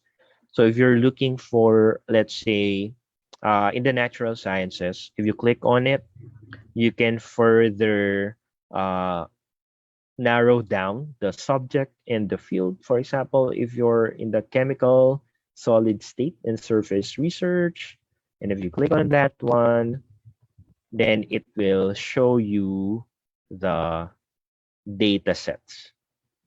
Or sorry, these are not data sets, but rather these are data repositories. No? So data repositories pa lang to. So mas marami pa kayong data. So you, for example, IOChem-BD is from Spain, and it has scientific and statistical data formats, structured text, images, and plain text. This one is from the UK, the Imperial College High Performance Computing Service Data Repository, yung mga HPC, so yung mga big universities, well-funded universities, they have that.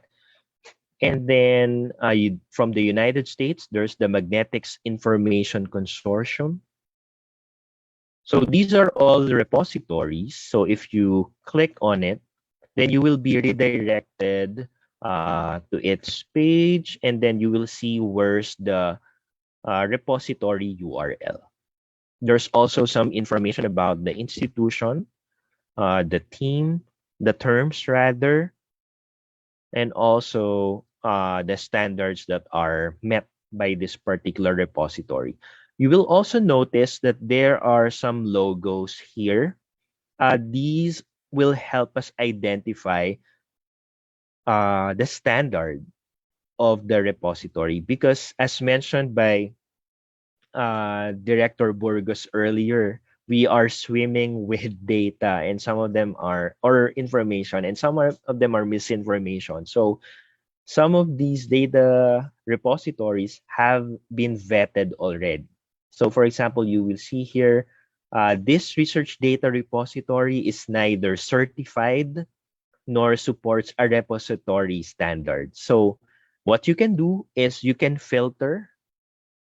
So for example, if I reset my filter here, I can filter the certificate, and then the most popular or the most common certification is the Core Trust Seal. So if I click on that one, there's a total of 110 data repositories that are certified by the Core Trust Seal. So that is like an institution that says this data repository is trustworthy. Okay? So ibig sabihin, it follows some standards on data sharing principles and so on. So yeah, these are some of the use trustworthy data repositories. You can also search by country, no? And I know some of you may be curious, meron ba sa Philippines? Currently, there's one. I believe this is from a previous project by the Marine Science Institute. There's the fish base, where the Philippines is part of that country.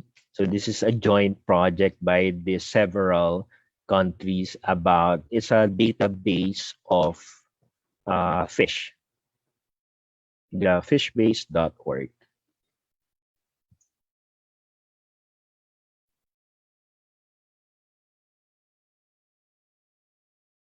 And then, as I mentioned earlier, there is the Core Trust Seal. You can use this to determine which repositories are trustworthy. So this is again an organization, an independent organization that looks at the qualities of the data repository. Is it secure? Does it provide citation? And does it have PIDs or persistent identifiers? So things like that, no? Ayun, so we've completed the research phases, the data lifecycle activities.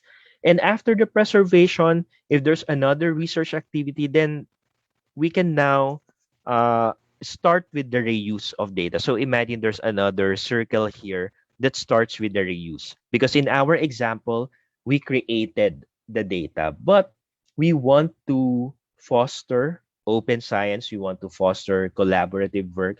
So if we properly preserve, describe our data, then that will give way to the reuse of the data, no? Of the research data. So wala rin tayong share sa ating mga clients if the researchers are not going to preserve properly their data. No? So it's really up to the community. This is a community effort. How about in the Philippines? So I understand that when I'm talking to students, a lot of their complaints was there's no data. And unfortunately, to some extent, that is true. But currently, there are some positive developments. Like, for example, the Philippine Statistics Authority, they have a very good platform, which is known as the OpenStat, that you can visit to look for census data or data about the Philippines. You can look at the openstat.psa.gov.ph. And then there's also the FOI portal, although I know that freedom of information is really has a different purpose. Right now, it's also being used as a platform for requesting data. And the reason why that is possible is users can search for the requests of others. Like, for example, if someone already requested for data about labor, for example, or unemployment data, then other people can search for the same request and download that data. However, it doesn't really follow the open data principle where the data is uploaded proactively. So it has to be requested first. And then there's also some university repositories out there that may have data repositories. Currently in UP, unfortunately, there's none. But we have digital archives, an institutional repository where the theses of the students are uploaded. I've also seen the Archium in Ateneo, but it's also an institutional repository. And last time I checked, feel free to correct me if I'm wrong, is that a lot of the uploaded works in there are research articles or theses, but not really research data.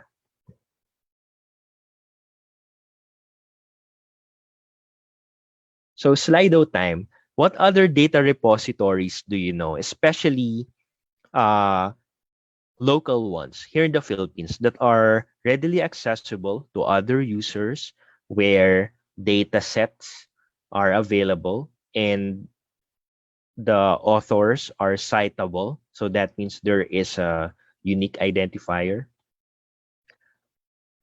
Some data repositories that are similar to what I've shown earlier, I would be happy to see other examples that are here in the Philippines, no? That is focus on data about the Philippines.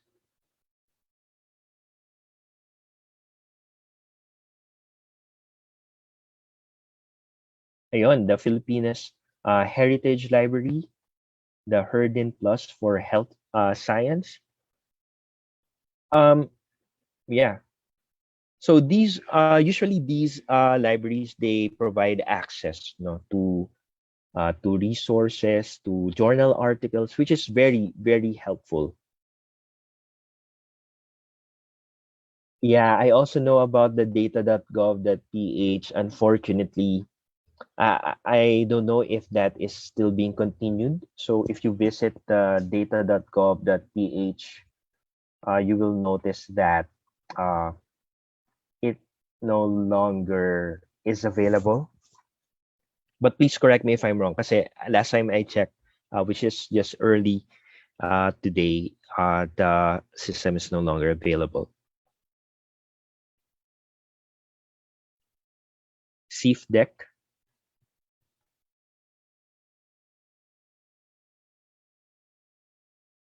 Mm-hmm. Google Drive. Uh, yeah, unfortunately, it doesn't provide no the mechanisms for browsing data, and also providing ways for our users to discover research data efficiently. DSpace is a platform. I know that they have an open source data repository. So if you're looking for platforms, there's one from DSpace. I can also talk about that later. Ayun. So a lot of you are Animo repository. I have yet to check that. No? So thank you for that example. I'll be checking that later. So I'll be sharing the responses. Hopefully this can serve as a resource for the participants, no? And hopefully this will start our conversation on really establishing a data repository for us. Yeah, Mendeley data is another one, but it's a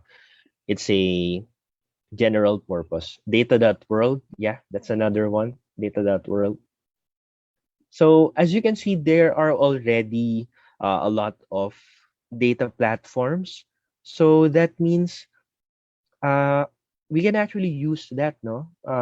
in your institution, especially if you don't have the budget yet to develop your own institutional repository. And there are some that even doesn't want to develop their own institutional repository because that is really expensive. You have to have a team that will maintain, because again, research data management is active management. So the if we can utilize the free generic data repositories like Zenodo earlier, then that can be a start, or data.world. No? Thank you so much for your participations. And now I want to discuss how can librarians and information professionals support our users through research data management. Number one example would be data management plans. There is a tool known as the DMP tool that is freely available through the website dmptool.org. So let's visit that one.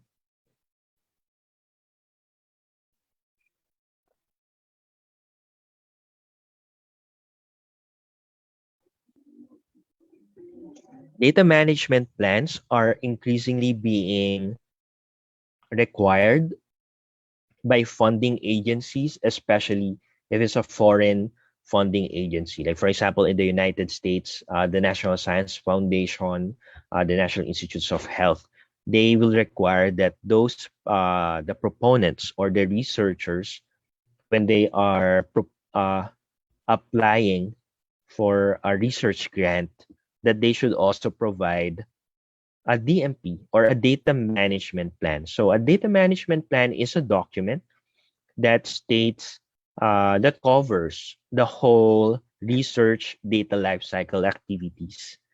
And you can actually look at some of the plans. Some plans are publicly available. And then you can sign in and create an account here for free. And then you will just have to answer a form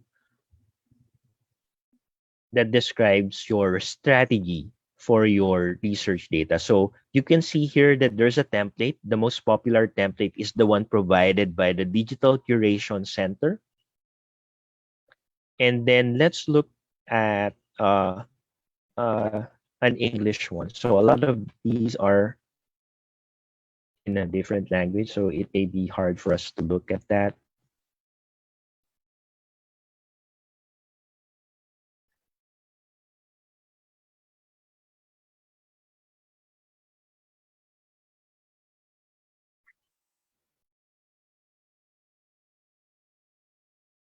Some universities, so as you can see, a lot of these are coming from Brazil. Probably it's a deadline for their research proposal. Tapos, that's why magkakasunod siya. This one, let's try and look at this one.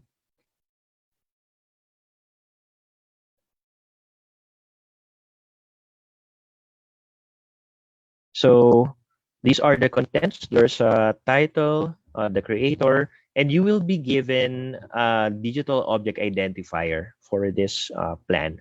The affiliation and the ORCID ID. This is a unique identifier for researchers.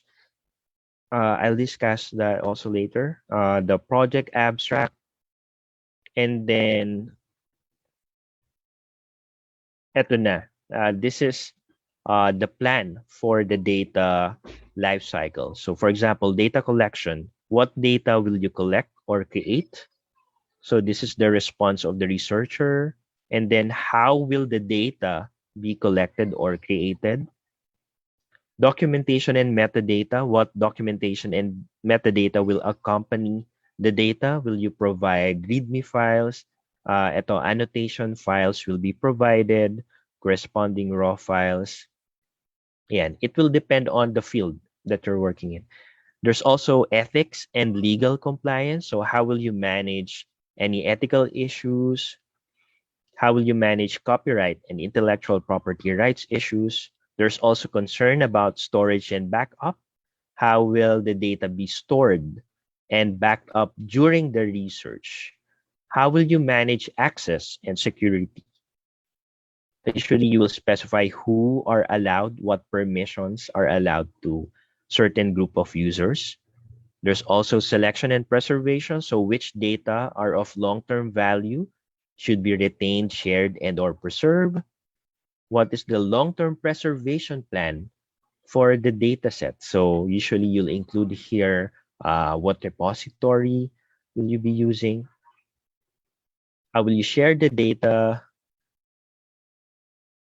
And then responsibilities and resources. Yun. So the data management plan actually covers the activities that we discussed earlier. So as a librarian, if you can provide training or if you can assist our researchers on accomplishing their data management plans, we can suggest, for example, during the storage part or during the metadata and documentation part, what they will do, then that's a very good service. No? And we can also create one-stop shop for researchers. You've noticed the examples earlier, the big universities abroad, they have a data services page for their researchers. So for example, you need to ask, does your researchers in your institution, do they already have their ORCID? Do they have a Google Scholar page? Do they have an academia profile? So you can uh, create a page where you will assist them on how to create those because that will help build their research portfolio. And then also, as I mentioned, yung RDM service page, some you can link to some of the best practices. Like for example, what's the template for getting consent? No, what's the template for writing a README file? What's the template for doing this and that? So there's a lot of things that we can do. And then also, we can form networks. So I'm very happy that there's so many participants here. You can sign up in the Research Data Alliance. This is for free. You can see the website here. It is rd-alliance.org. I'm already a member of that one. So as a member, you will have access to their resources and to their webinars. A lot of them are free. Then you can also participate in some of their meetings. I think if you are at a particular level, if you're an institutional member or if you're paying for something, but a lot of their resources are free. So you can sign up for that. And then there's also a special interest group that was started by one of my colleagues in UPSLIS. Shout out to Professor Dan Anthony Dorado. So he started the Data Librarians Special Interest Group. So this is a Slack channel. If you haven't heard of Slack, it's like a chat room, no, but it's more than that. We can share a lot of resources over Slack. So please join sa Slack. We had a meeting and we're planning to do data carpentry workshops, like for example, teaching librarians and information professionals how to use R, data analysis with R, and also Python. So if you're interested, please join us. Currently, 45 pa lang kami na nandun. These are librarians from different institutions and also academics in the LAS field. So please join by typing in bit.ly/ph-DLSIG.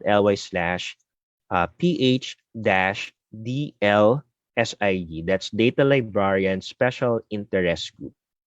So it's very an informal group, but we are trying to meet at least once a month to discuss some data issues. Like for example, do you have data problems, or do you want to perform a certain analysis, or sometimes we also share what opportunities are available, like for example workshops and other seminars. So please join our group.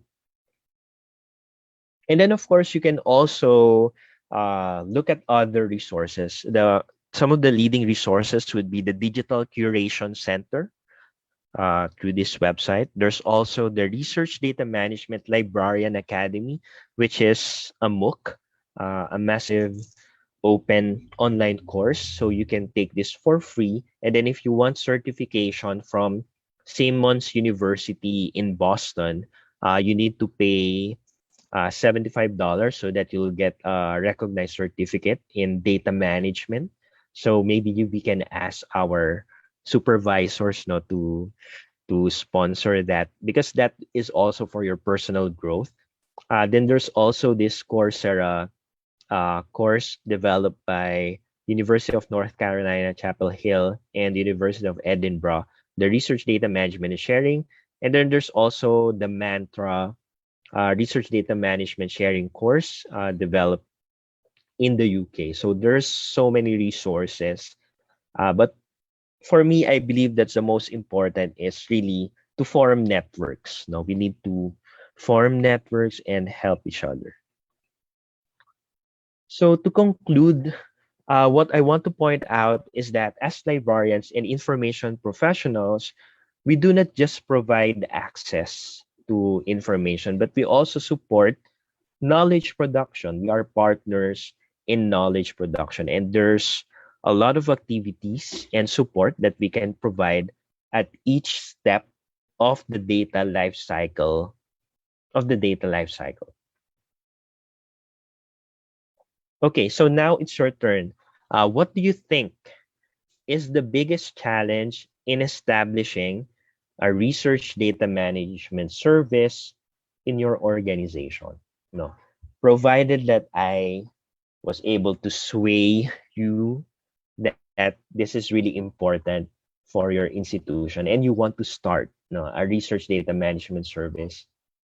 Okay, yeah, staff commitment. I can imagine that there will really be a lot of upskilling and training. One man librarian, yes, yeah, I've heard of that manpower or a lack of staff.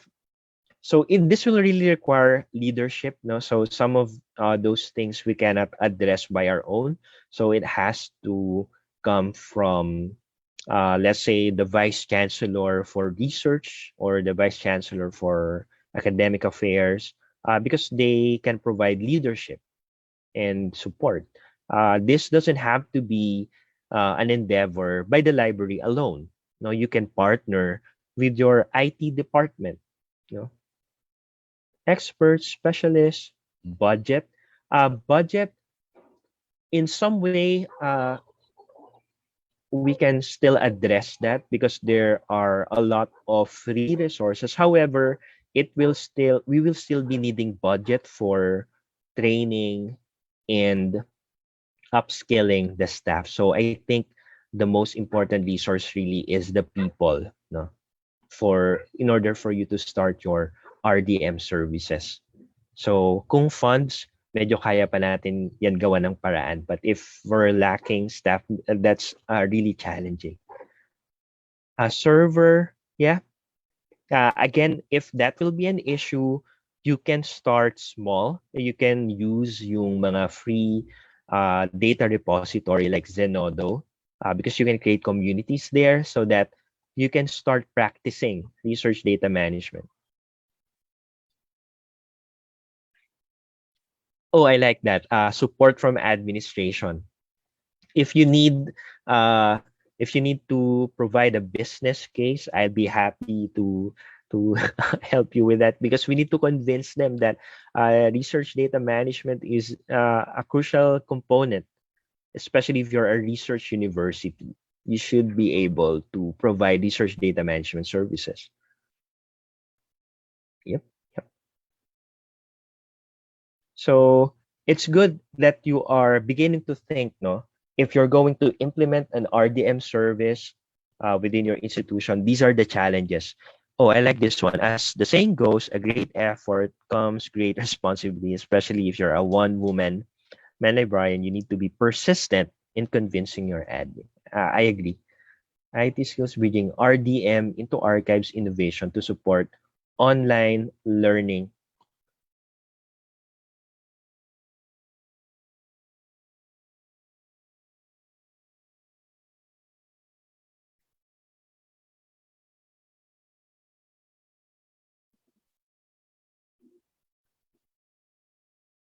Okay. Thank you. What's good about this is you're starting to think what may be the challenges in your organization because that's the first step. And then we can plan what could be the next. Baka do we need more convincing from the higher ups, no? Or maybe we can start right away with upskilling our staff. So again, a lot of the resources are available out there. I cannot emphasize enough that networking is very important. So please join the Data Librarians Special Interest Group. Uh, Unstable internet connection, that is infrastructure is really an issue. So if your infrastructure is still an issue, then I can understand that RDM may not be the priority. So because syempre, if you have unstable internet connection, we need to address that first. Wow. Okay. Thank you so much for all of your responses. I really appreciate it. Thank you for sharing. And that ends my presentation. If you want to collaborate with me, this is my email address. You can also visit my website and you can also follow me on Twitter at PV Perez1. I'm so happy. Thank you for inviting me here to the staff of the DOST-STII library. And here are the references for this presentation.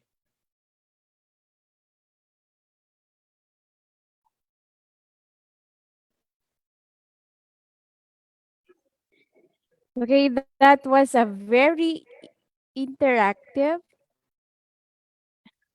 Okay, sorry. That was a very interactive and informative presentation, Sir Paul.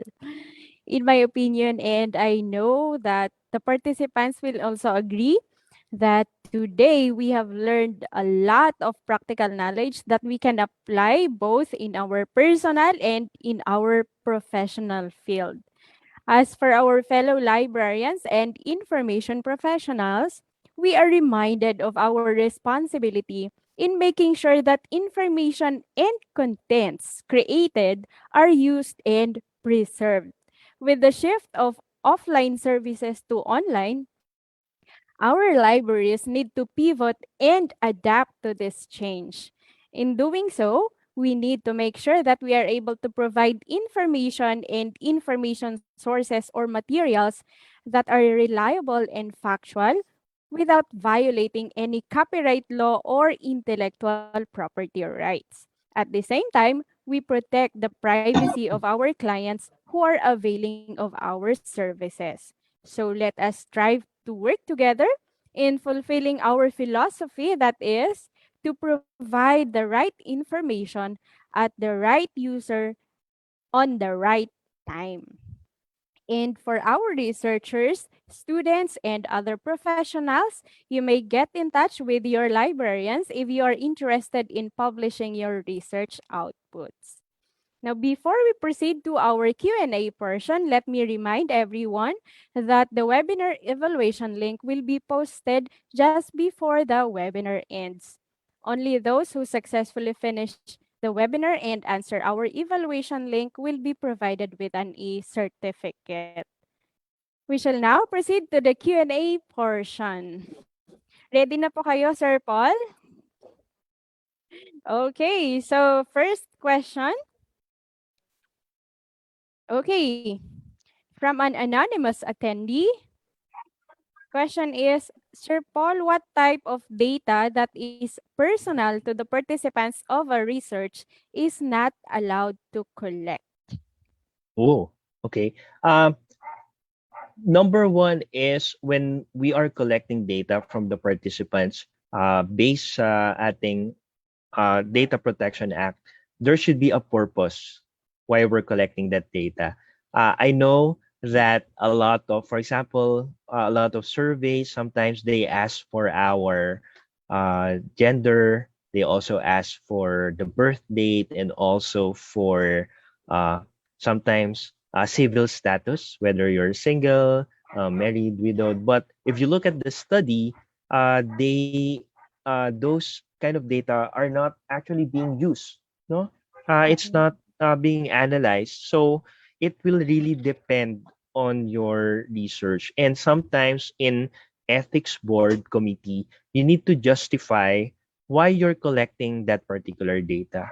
So Mhm. I hope that to the students who are listening right now, if you're going to design your survey, if you're going to collect your data, please be mindful, especially if it's personal data, because if it's personal data, and also if it's a sensitive personal data. So when we say sensitive, those are data that may be used against our data subjects. Like for example, political affiliation, religious affiliation, religious belief, sexual orientation. So those are sensitive personal data. So if you're going to collect those, make sure that it's really crucial for your analysis and it's central to your research, because otherwise you will be liable to protecting those data. So you need to make sure that you will not that you will dispose it properly, that you will not be sharing it to uh, unauthorized people. So yeah, it will take a lot of management. So what data is not allowed, it will depend on the goal of your research. Mhm. Okay, thank you, sir. Next question. How can libraries be effectively Okay, let me rephrase this one. How can libraries effectively share data and information in data management techniques with applying ethical standards, also abiding the policies of an institution? Why is it important to do data management techniques to provide knowledge and information, especially in research organizations and institutions? Ayun. I like the question because uh I it kinds of wants me to reiterate what's the point, of research data management. And w- if we look at ourselves as librarians, that we only provide access to information, then uh, it limits our purpose. For example, you have researchers, and by the time that they come to us to look for information, usually they've exhausted all the resources, 'di ba? Because they are the expert in their field. They will try all the necessary ways to look for information, and if they can find anything, then this is the time that they can go to librarians. And by that time, what else can we offer, di ba, if the researcher has already looked for those information? So what I argue is that we don't just provide access to information, but rather we are partners in knowledge production, and that gives more value to us because we can provide support in every step of the way. Diba? We want our researchers to focus on their subject matter, and then all the administrative stuff, all the meta information, like for example, as I've already discussed earlier, arranging the files, using the appropriate metadata, planning how to share their research data, we can lead with that, because that is part of knowledge production. And we can, so that we can inform our research, you can just focus on your subject matter, because that's you're an expert on that. But in terms of managing your research data, we can help you with that. So yeah, that's what libraries and what I hope librarians and information professionals will do. Thank you, Sir Paul. Okay, next question from Sylvian Bacos. Good afternoon po. If ever we have searched something from the field of the samples given of free data repositories related to subjects the school offered, can we copy the link and be posted as our OER links? Thanks. Mm. Yes, absolutely. So, as I mentioned, those repositories, they provide a citation know how to cite them. And you just have to be careful. For example, in the data dryad, all of the data uploaded in data dryad are under the license of public domain or CC0. No, so that means attribution may not be is not required. No, so you have to check what type of license is being used in that data repository. There are some data repositories that have a blanket license, so you will see that at the bottom of the page that all data sets are licensed under Creative Commons by attribution. So that means you need to recognize, you need to give attribution. So that means you need to cite your sources. So you just have to copy the citation and put it in your research. But you have to be careful also. Make sure that before you download, check the whole page, see if there are some other restrictions on the use of the data. No, because not all repositories are under the Creative Commons. Some may be copyrighted material. So even if it's copyrighted, some may have limited rights. Like, for example, they will allow you to use the data as long as you use it for educational purposes. Ayan. And I like the fact that you're asking that question because those questions are the ones that can be addressed, by librarians. So the librarians should have a page about. I know that they already have this, especially university librarians. So they have trainings on how to properly cite materials and where to look for Creative Commons materials or copyrighted materials. Thank you, Sir Paul. And once again, for our participants, the evaluation link will be posted just before the webinar will end. So if, for example, you need to leave the Zoom room and you're going to join us via FB Live, the evaluation link will also be posted there. Okay, next question from an anonymous attendee. May organization po ba sa Philippines where we can upskill to become data librarians so that we can have the necessary skills to practice RDM? You know what? We would love to. We would love to have one. So right now, as I mentioned earlier, we only have an informal group. We call it the Data Librarians Special Interest Group. Again, the link was posted earlier, but I'll also post it in the chat later. You can join us. So this was started by one of our colleagues, faculty member of also of UP SLIS, Professor Dan Anthony Dorado, along with other faculty members who are passionate about data and open data. So that includes me, and also there's Professor Jani Sormieda and also Professor Kathleen Lourdes Obille. So we started this informal group, and then we are planning to have sessions, workshops wherein we teach each other, because some of the members of the data librarians are already practicing, no? I know there are members from the DOH library. There's also one from DepEd. So yeah, please join us. Please join us. There's no formal organization yet that I know of, because we looked for professional organizations and then wala pa. So maybe we can start. Ayan, so we will look forward to that, sir. Hopefully, you will be able to start. Okay, next po.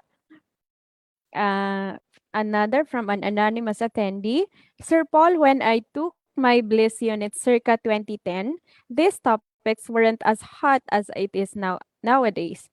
Under which undergraduate or graduate course and or elective would you categorize the topic of your talk today? If this is something that we ought to consider as a standard inclusion for the LIS curriculum.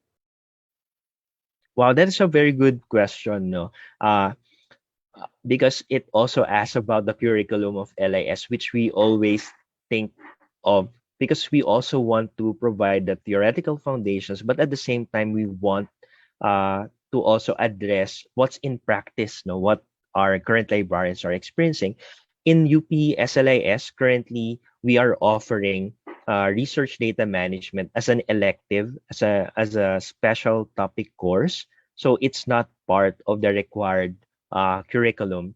But if you're going to ask me, we can actually put some RDM concepts. If, for example, if you don't have an RDM subject as a whole, you can incorporate some of its concept in information services, diba? Because uh, we always provide information sources, but data, collective data, is also information, diba?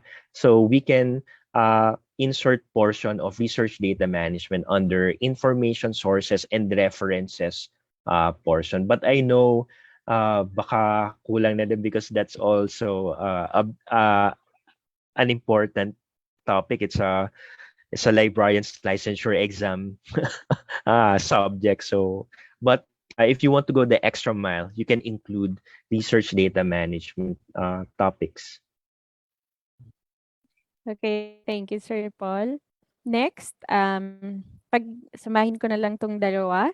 Is there any significant difference between repository, database, dataset, and information system? Oh, I also like that question. So, these terms, usually uh, there has to be a consensus within the community on how it's being used, and there are also literature that defines what these terms are. So, when we say database, in technical terms, these are tables, an organized set of data. So, for example, you can have a database as part of your data repository. So someone may have submitted, let's say, a database of patient health records, for example, in a data repository, diba? So you can imagine the data repository. For the example, the examples earlier, you can imagine it having data sets, like for example, Excel files or CSV files, and it can also have a database file, diba? Because essentially database are also files, but it's an arrangement of organized data in tables, rows, and columns.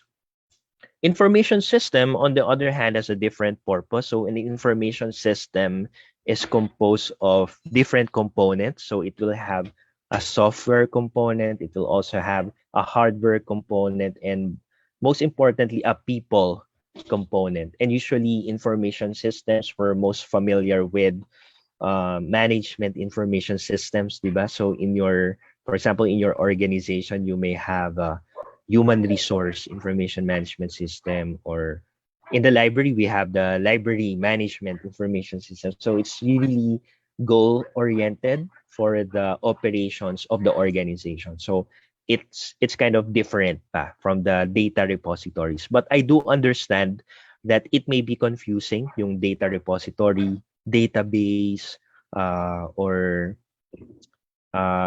kasi 'di ba sa library we call database subscriptions, 'di ba?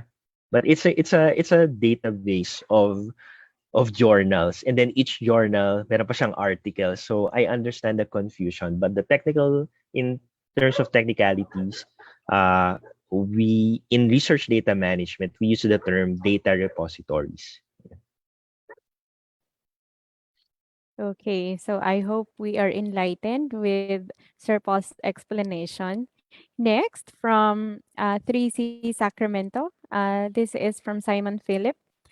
If my research or the research of my client was published in a non-open access journal, can we still freely distribute it via uploading in a repository through the Creative Commons license? Oh, there's definitely going to be some restrictions regarding that. And I know for a fact that this is still an ongoing debate because uh, it's very expensive. Subscriptions to journals are very expensive. And I what I'm seeing, for example, some academics, what they do is that they upload their own research in their own website, no, or sometimes in their academia profile, but it will depend in the publisher of the journal. Some of them may prevent the author to upload their own copy because they have given the right. They have given the publishing right to the journal. So we need to review what rights are available to us as a library. That's why we highly encourage researchers, academics to publish in open access journals. Yun talaga. Okay, so much better po, idagdag na lang or i-publish na lang natin under the Creative Commons. Okay, thank you, sir. Next, we have here from Miss Rina Ramos. On research data with copyright issues, how do you deal with it? Ayun, there are some examples earlier dun sa mga ibang data repositories. There are data sets that are in copyright. So as long, we need to review ano ba yung nakasaad sa copyright na yun because sometimes it just means that you cannot use it for commercial purposes. No? So, and whenever there's a copyright, we need to obtain permission before we can use it. So, yun. That's why, if you look at the core trust seal, some of the standards in looking at trustworthy repository is also looking at what type of licenses are available. And there's sorry I wasn't able to discuss fair principles. So there's a movement, especially in Europe, called fair data, and these are principles that embodies open knowledge and open access. So it's really encouraged that data be published in Creative Commons or in open licenses. But in the event that it's in copyright, then we have to respect that. We need to obtain the copyright's permission if we are allowed to use it. But most commonly, if it's in a data repository, then you should be. It has a restriction on only using it for educational purposes. So I think that will give us more. It at least gives us some permission to use it, diba? Because we're in the academic setting. Okay, sir, in addition, I would just like to ask, kasi we encountered this also, the thesis has a restriction like the author does not want this to be accessed by the public, but they have donated it to us in our library. And there is a note there that says before the thesis will be accessed, the user needs to sign a confidentiality agreement. So my question would be, who would be the signatories of that confidentiality agreement? Is it the author and the user or our library and the user? Yeah, that's a good question. For the example, for the case of our university, we have that same page for all of the theses that are being produced by the university, and there is classification whether the thesis will be publicly available or will it be limitedly available or not at all. And the signatory is the author, the researcher, and then the library will have to follow. The institution will have to follow what's indicated in that page. So this has to be a policy by the institution. But but also, I would like to reiterate that institutions, especially public institutions, they should endeavor to produce knowledge that are publicly accessible. Diba? For example, the University of the Philippines is publicly funded, and so the knowledge that's being produced should be available to the public. Of course, protecting personal information because there may be some thesis about a specific organization. So maybe they need to redact some information. But ultimately, the goal should be to provide public knowledge. But in order to address that concern, it has to be a policy of your institution. No? And in UP, we have a very clear policy on that one that was created by the Vice Chancellor for Research and Development. So all of the theses that are being published, there's a page, a rights page that needs to be decided by the author along with the advisor. Mhm. Okay, sir. Maybe we will need to track the author because we also did not find any contact details of the author of the thesis. So that is also one of our concerns for the thesis and materials being written by our DOST scholars. So magaganda po yung mga Mm. thesis and dissertations po nila. However, some thesis and dissertations have restrictions on that. Ayan. So anyway, thank you, sir, for answering. Next po. Mhm. From an anonymous attendee, in terms of policy making and marrying existing policies such as institutional, funder, IPR, licensing, etc., what would be a good approach in doing so? What would be the vital parts in creating a policy? Oh, okay. Um, Usually the approach would be to look at other similar institutions, what policies they have, but it's important that you have guiding principles as an organization. So for example, as I again in UP, because it's a national university and one of its mandate is to provide to serve public service, so that should be incorporated in the policy development.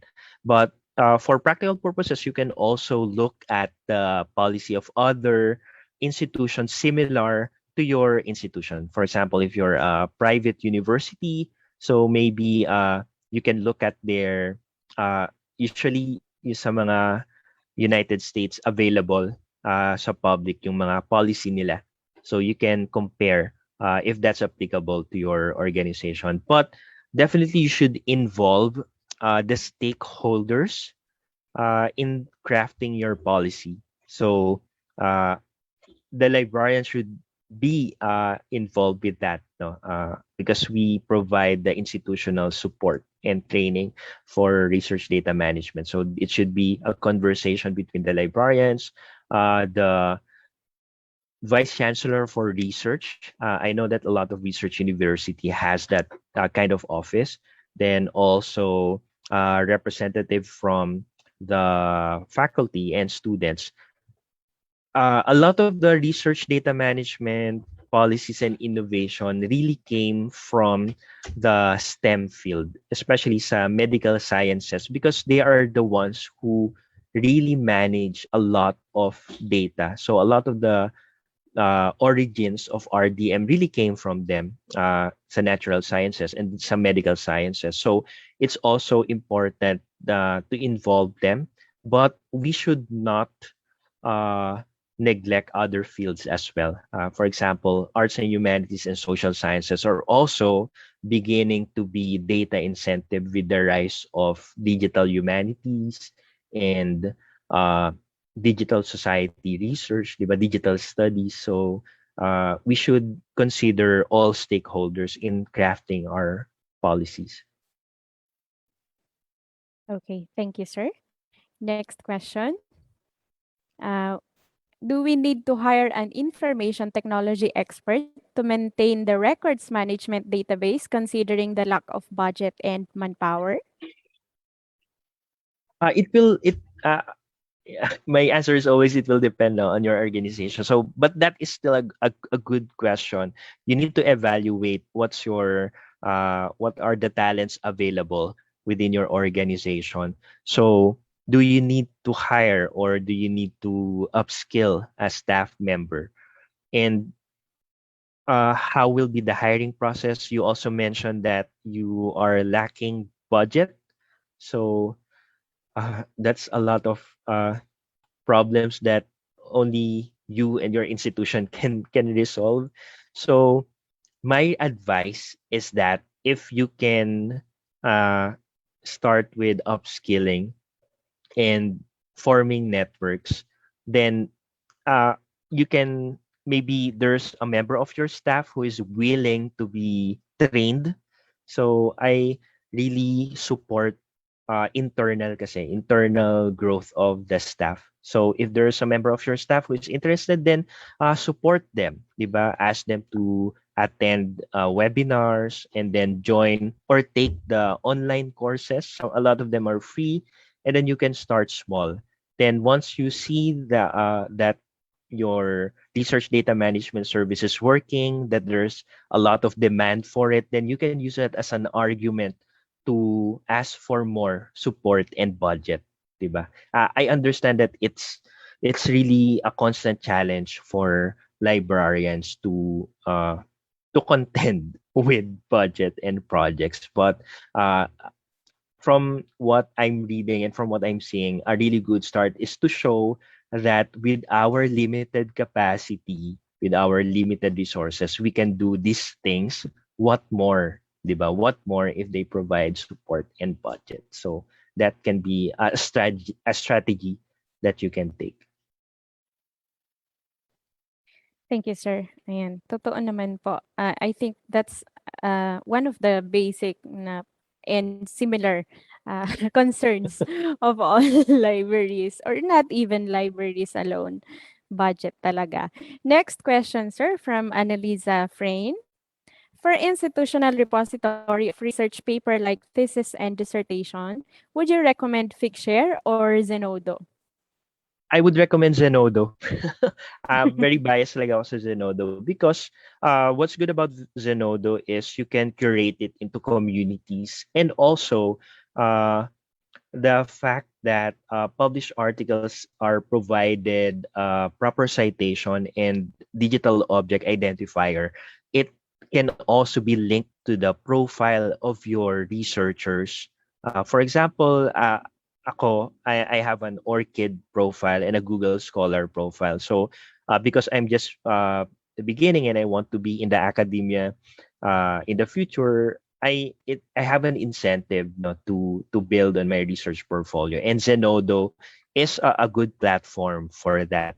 There are some even uh, professors or academics that upload their lectures or their talks in Zenodo because that is their part of their knowledge production. So and I can see that Zenodo really values that. So I recommend that one. Mhm. Thank you, sir. Next question from Anonymous. What can we do to put up a data repository since I'm just an assigned teacher but not a graduate of library science major? Where should I start? This is a good start, no? Attending webinars and being informed. Next is, as I mentioned earlier, network. Because I understand your situation. This was given to you, and from your question, I can understand that you have very limited manpower and resources. So network. By networking, you are distributing. Though there's a chance for you to distribute the workload. So, for example, you can learn from someone and then also invite that person to talk to your institution, diba? And that's how these things happen. Like for example, si Ma'am Maglake, because of her network, na-introduce siya ako. So I now speaking here. So that's my advice. And then also ask the reason why you need to start a data management program in your institution. Look at the needs of your clients, ano ba yung immediate needs nila, and then you can start from there. Okay, thank you, sir. And sir, I understand the repositories you have presented are free when we join, but within the repository, there might be articles or publications that needs to be paid, right? So, hindi po lahat within that repository is free. Um, yeah, that's true. That means meron kasing mga repository like Data Dryad, Figshare, they provide institutional account. And if you're an institution, there are some features that will be accessible to you that's not available dun sa free. Like for example, you may want to have analytics, know how many citations or data downloads are your resources are receiving. So those special features are available dun sa mga paid. But for free, you just upload your data sets, your materials. Mhm. Okay, thank you, sir. And sir, from a researcher's point of view, since yung mga repositories, we are free to upload our researches, who does the vetting or sino pong nag-check ng kanyang reliability? Kasi may mga ibang repositories that does not offer a review. Yeah. Ayun po. Uh, So, sino pong nag-vet or paano sila dumadaan sa vetting? yeah, that's a good question. So there's no vetting. No. How can we ensure the quality of those that are uploaded? It will be through communities of librarians. So as you mentioned, as you've seen, for example, this is Zenodo, there are curated communities, and that's how you can. That's a criteria that you can look at whether these publications are in a way vetted. Usually, conference proceedings. There are some conferences that doesn't produce uh, journal articles, right, or journal proceedings. It's just a conference where people present, but those who presented, they were vetted through peer review of their abstract, diba? Some of the conference chair selected, let's say, 20 out of the 100 submitted abstract. So there's vetting of information there. But it's just so happened that these conferences really doesn't produce proceedings. That's why you can see a lot of them in Zenodo. So you need to look at who the curator is, and then usually if it's just uploaded by someone, then you need to look at the credentials of that person. So because as I mentioned earlier, academics, they sometimes upload their presentation in Zenodo to share it and to give a chance for them to be recognized and credited for that output. No, but usually academics will publish in peer-reviewed journals naman. If and usually there's a requirement for university. But what you will see usually in these data repositories are communities, and you need to look whether that particular community is trustworthy. Okay, thank you, sir. And we have the final question. Is in-house repository safe in today's situation? That's also a question that I'm also asking whenever I attend meetings abroad. And the trend that's becoming now is no, because there's so many features that you need to incorporate in these data repositories and integrations. Like for example, you need to integrate personal persistent identifiers like DOI, ORCID, and also you also need to integrate reference software like Mendeley, Zotero, and all that stuff. And unless you're a well-funded university that has a team of developers, then you can maintain the data repository. But the trend now is having these international repositories or discipline-based repositories. Discipline-based meaning if you're in the field of biomedical sciences, then you will upload your resources there, and you will see that multiple universities and research institutions are uploading their materials there because that's a higher chance for your data set to be utilized by other researchers. And also uh, it's a consortium. It's a consortia where a lot of institutions are participating in the maintenance of that repository. Data repositories are very hard to maintain. Yan. Okay, thank you, sir. And that's the final question. Thank you very much, everyone, for your active participation. And now it's game time. Okay, so it's game time. Answer the question for a chance to win Starbucks freebies. This is the mechanics.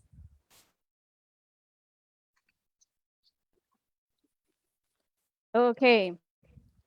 Call the number that we will flash on the screen and answer the question that will be given by our speaker. Okay, paki-ready na po ang inyong phone.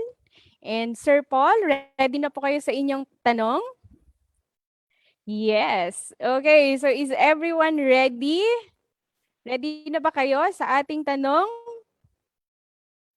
Nako, empty bat na ako. Okay, ready. Okay.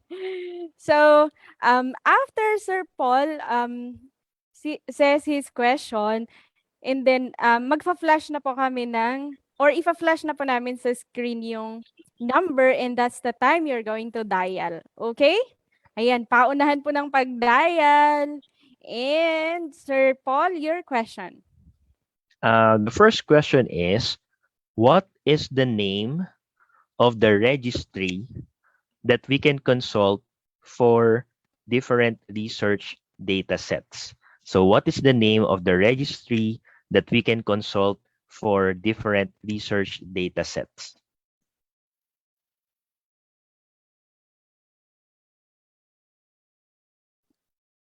Here's the number. Okay.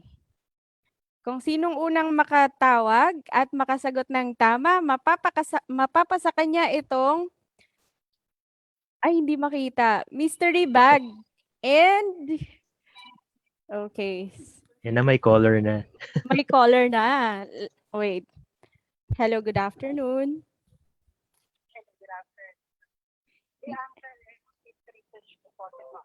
Ma'am, wait lang po. Ano pong pangalan nila?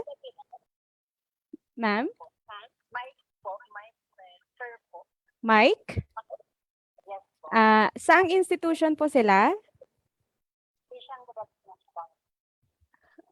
Wait. Saan po ulit? Asian Development Bank. Okay, Sir Mike from ADB. Ano po yung sagot ninyo? Again?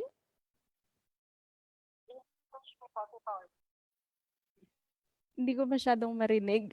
Okay, pakiulit po. Research repository daw.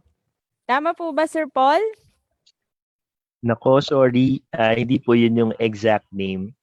Okay, hindi daw po yun yung exact name. Okay, sorry ma'am. Next caller po.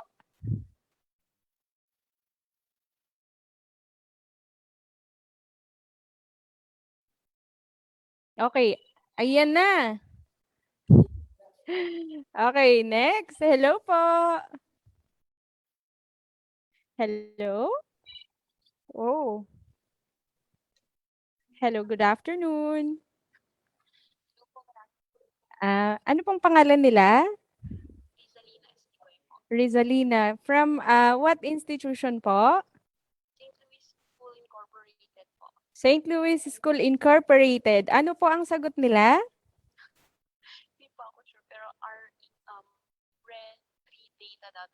red3data.org, sir.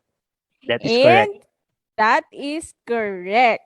Okay, so mapapasayo itong isang Starbucks bag. Okay, next question, Sir Paul. Itong next question, congratulations sa kanya. Next question, madali lang to, so pabilisan kayo. Please give one example of a generic data repository. Give one example of a generic data repository. Here's the number. Hindi po. Ibang number naman po. Okay, here's the number. Para maiba, ito naman po yung tatawagan ninyo. Okay, iba po ang tinatawagan ninyo. Okay, here's a caller. Hello, good afternoon. Sino po sila? Norhata. Hi, Miss Norhata. Saang institution po?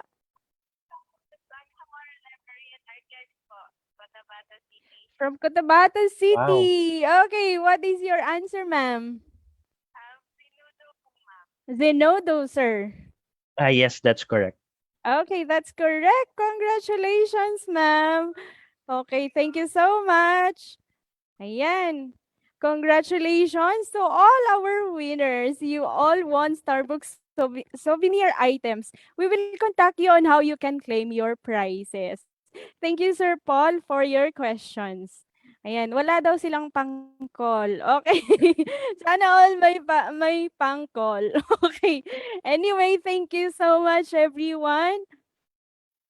Ayan. Moving on, may I once again call on Miss Linderlit M. Maglake to read the citation and award the certificate of appreciation to our speaker.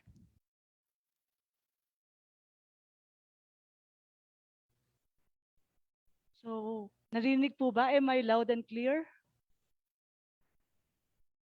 Okay po ba ang audio? Okay. Ayan. So, again, congratulations sa lahat ng mga nanalo. So, kukontakin na lang namin kayo para papadeliver namin yung inyong Starbucks freebies. And then again, thank you, Professor Paul Jason Perez, Sir PJ.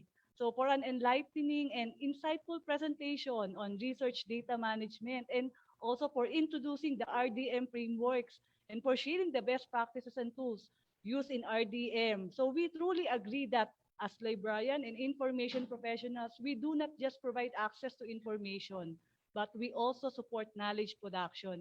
And we are with you, sir, in this advocacy.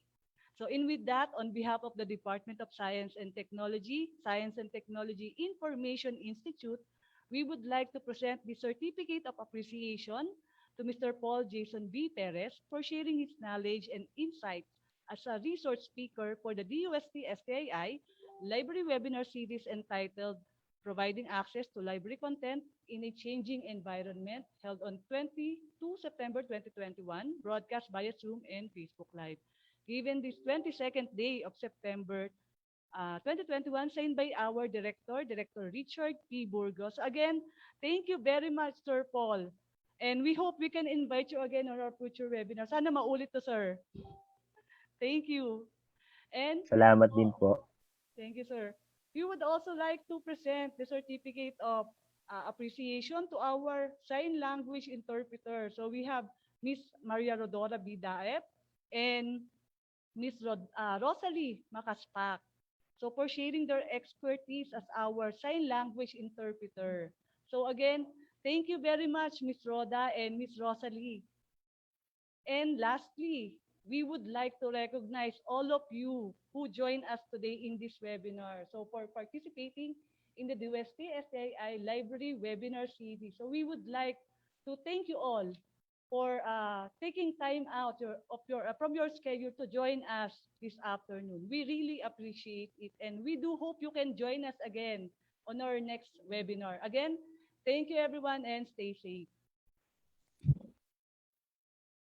Thank you so much, Ma'am Linder. And once again, thank you so much, Sir Paul, for sharing your time and knowledge to us. Ayan, gusto nyo pa bang manalo? Ayan, kung na-excite kayo kanina sa ating palaro, join na kayo sa aming mga sumusunod na contest. Okay, first we have this hashtag DOST-STI Library Love. Ang tanong lang pong sasagutin ninyo dito ay, what do you love about DOST-STII Library? And here are the mechanics. The contest is open to all interested participants nationwide. Each contestant should submit one entry only. Contestants will write an essay answering the question, what do you love about DOST-STII Library? The essay can be written in Filipino or English, no maximum number of words, and must be saved using MS Word. Next, submit your essay via email at library@stii.dost.gov.ph on or before the 29th of October 2021. File name shall be in the format last name underscore first name underscore middle initial underscore love. Example, De La Cruz _1_C_love.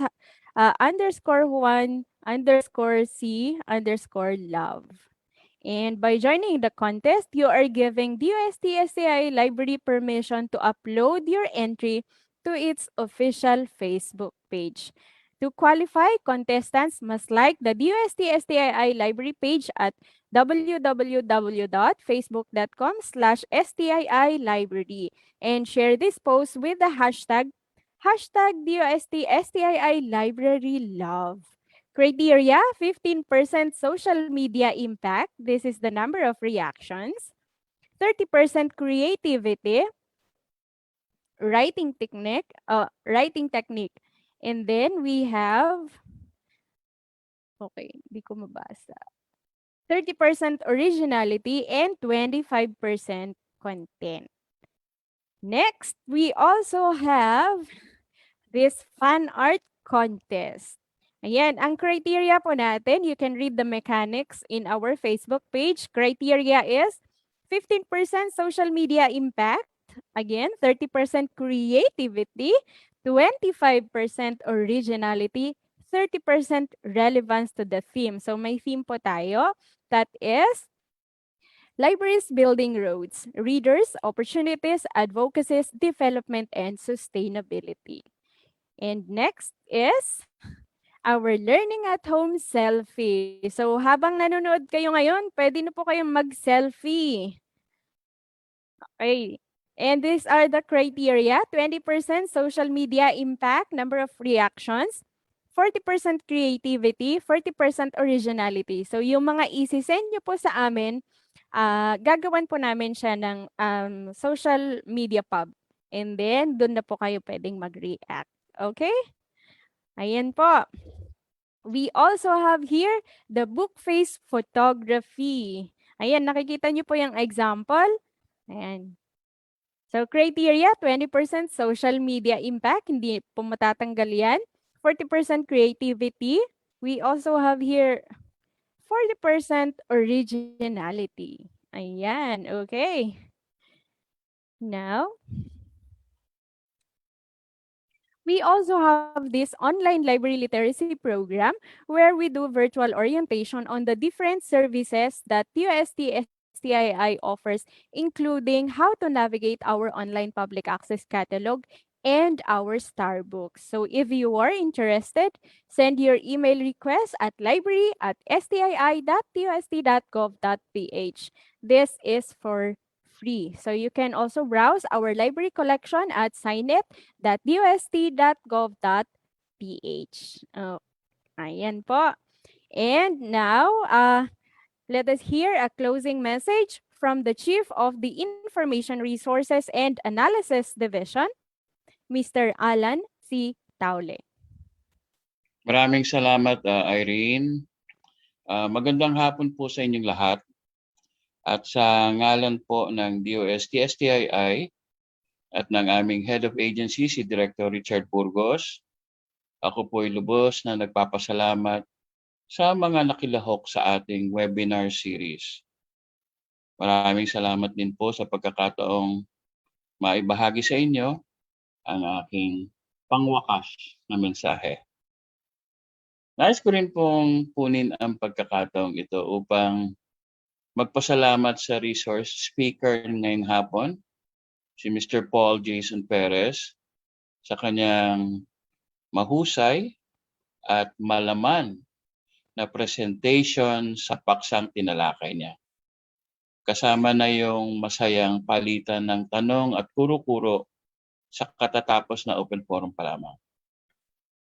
Sana po inyong saloobin at sariwain ang mga mahalagang konsepto na makabubuti sa inyong mga propesyon. Muli, ang aming pasasalamat, Mr. PJ Perez. Let's all give him a virtual round of applause.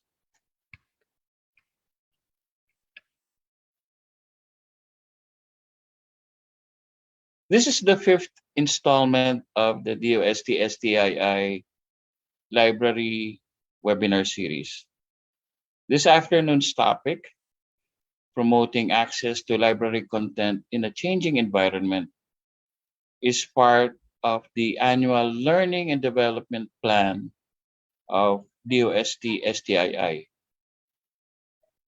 The Institute is committed to continually improve the effectiveness of its quality management system at all times so that we can meet the demands of our clients and satisfy the requirements of all regulatory and statutory agencies.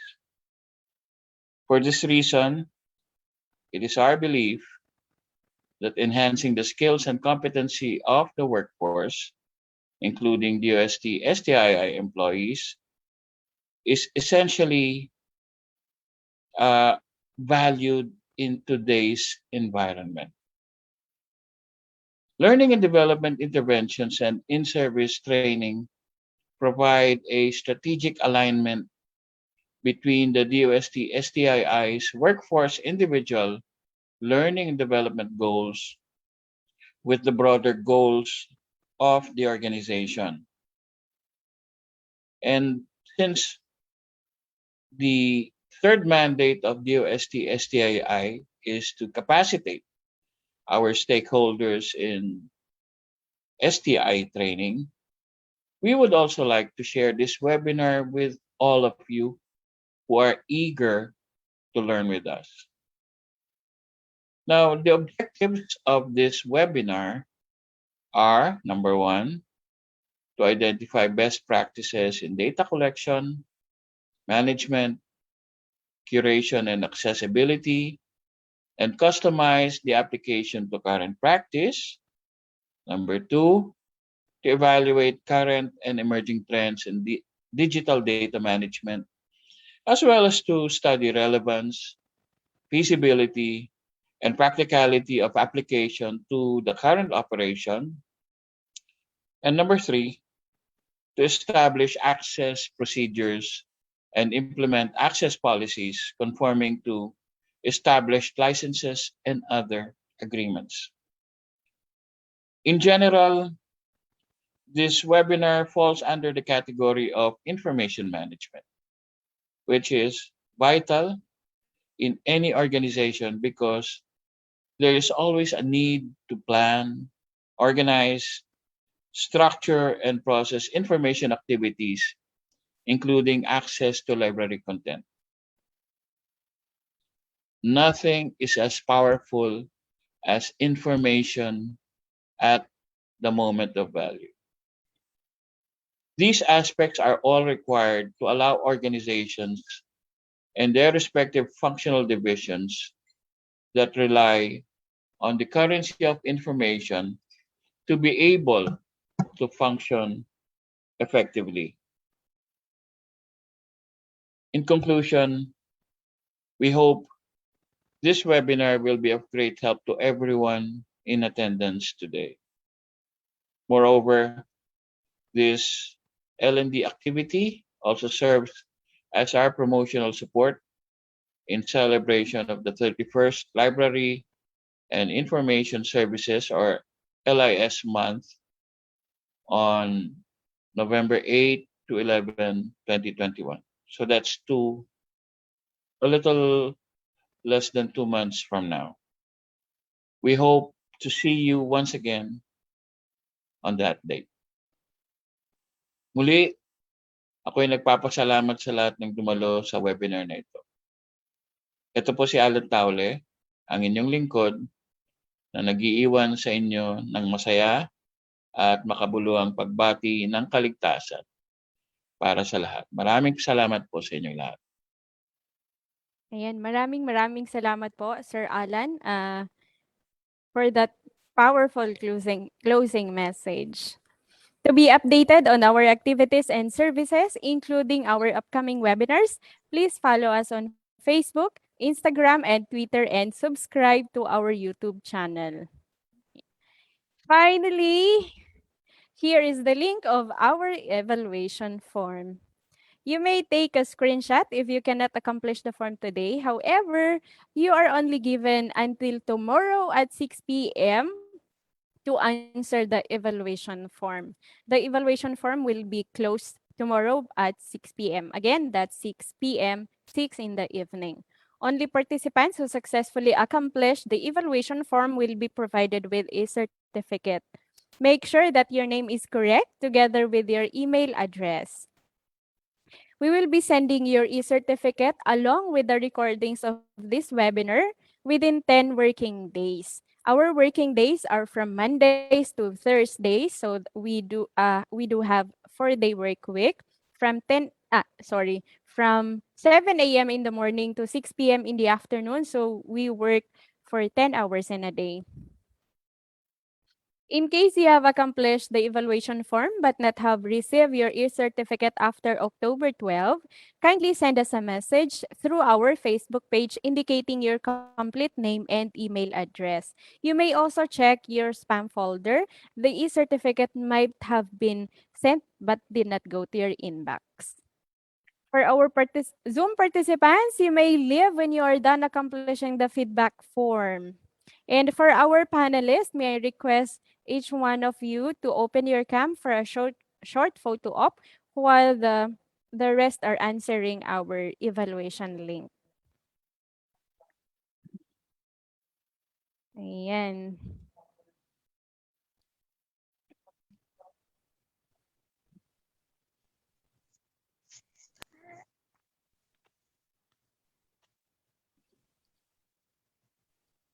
Okay, bahala na po ang ating tech team to take our picture. Okay, saglit lang daw po.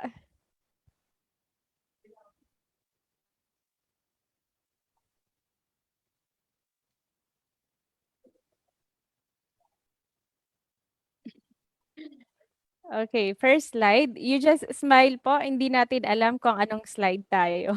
Okay.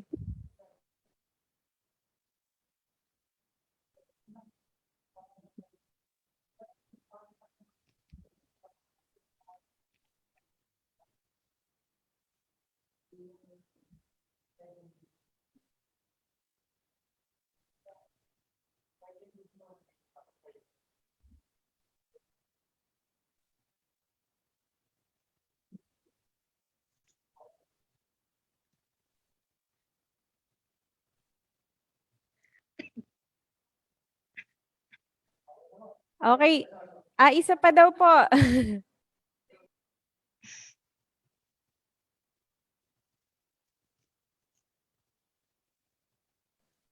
Okay, so thank you so much once again, everyone. Thank you for attending our webinar sa ating mga Facebook Live participants. Thank you so much. Thank you everyone for your time, for your active participation. See you in our next webinar. Once again, this is your moderator, Miss Irene Alice Brillo, saying stay healthy, stay safe, and God bless everyone.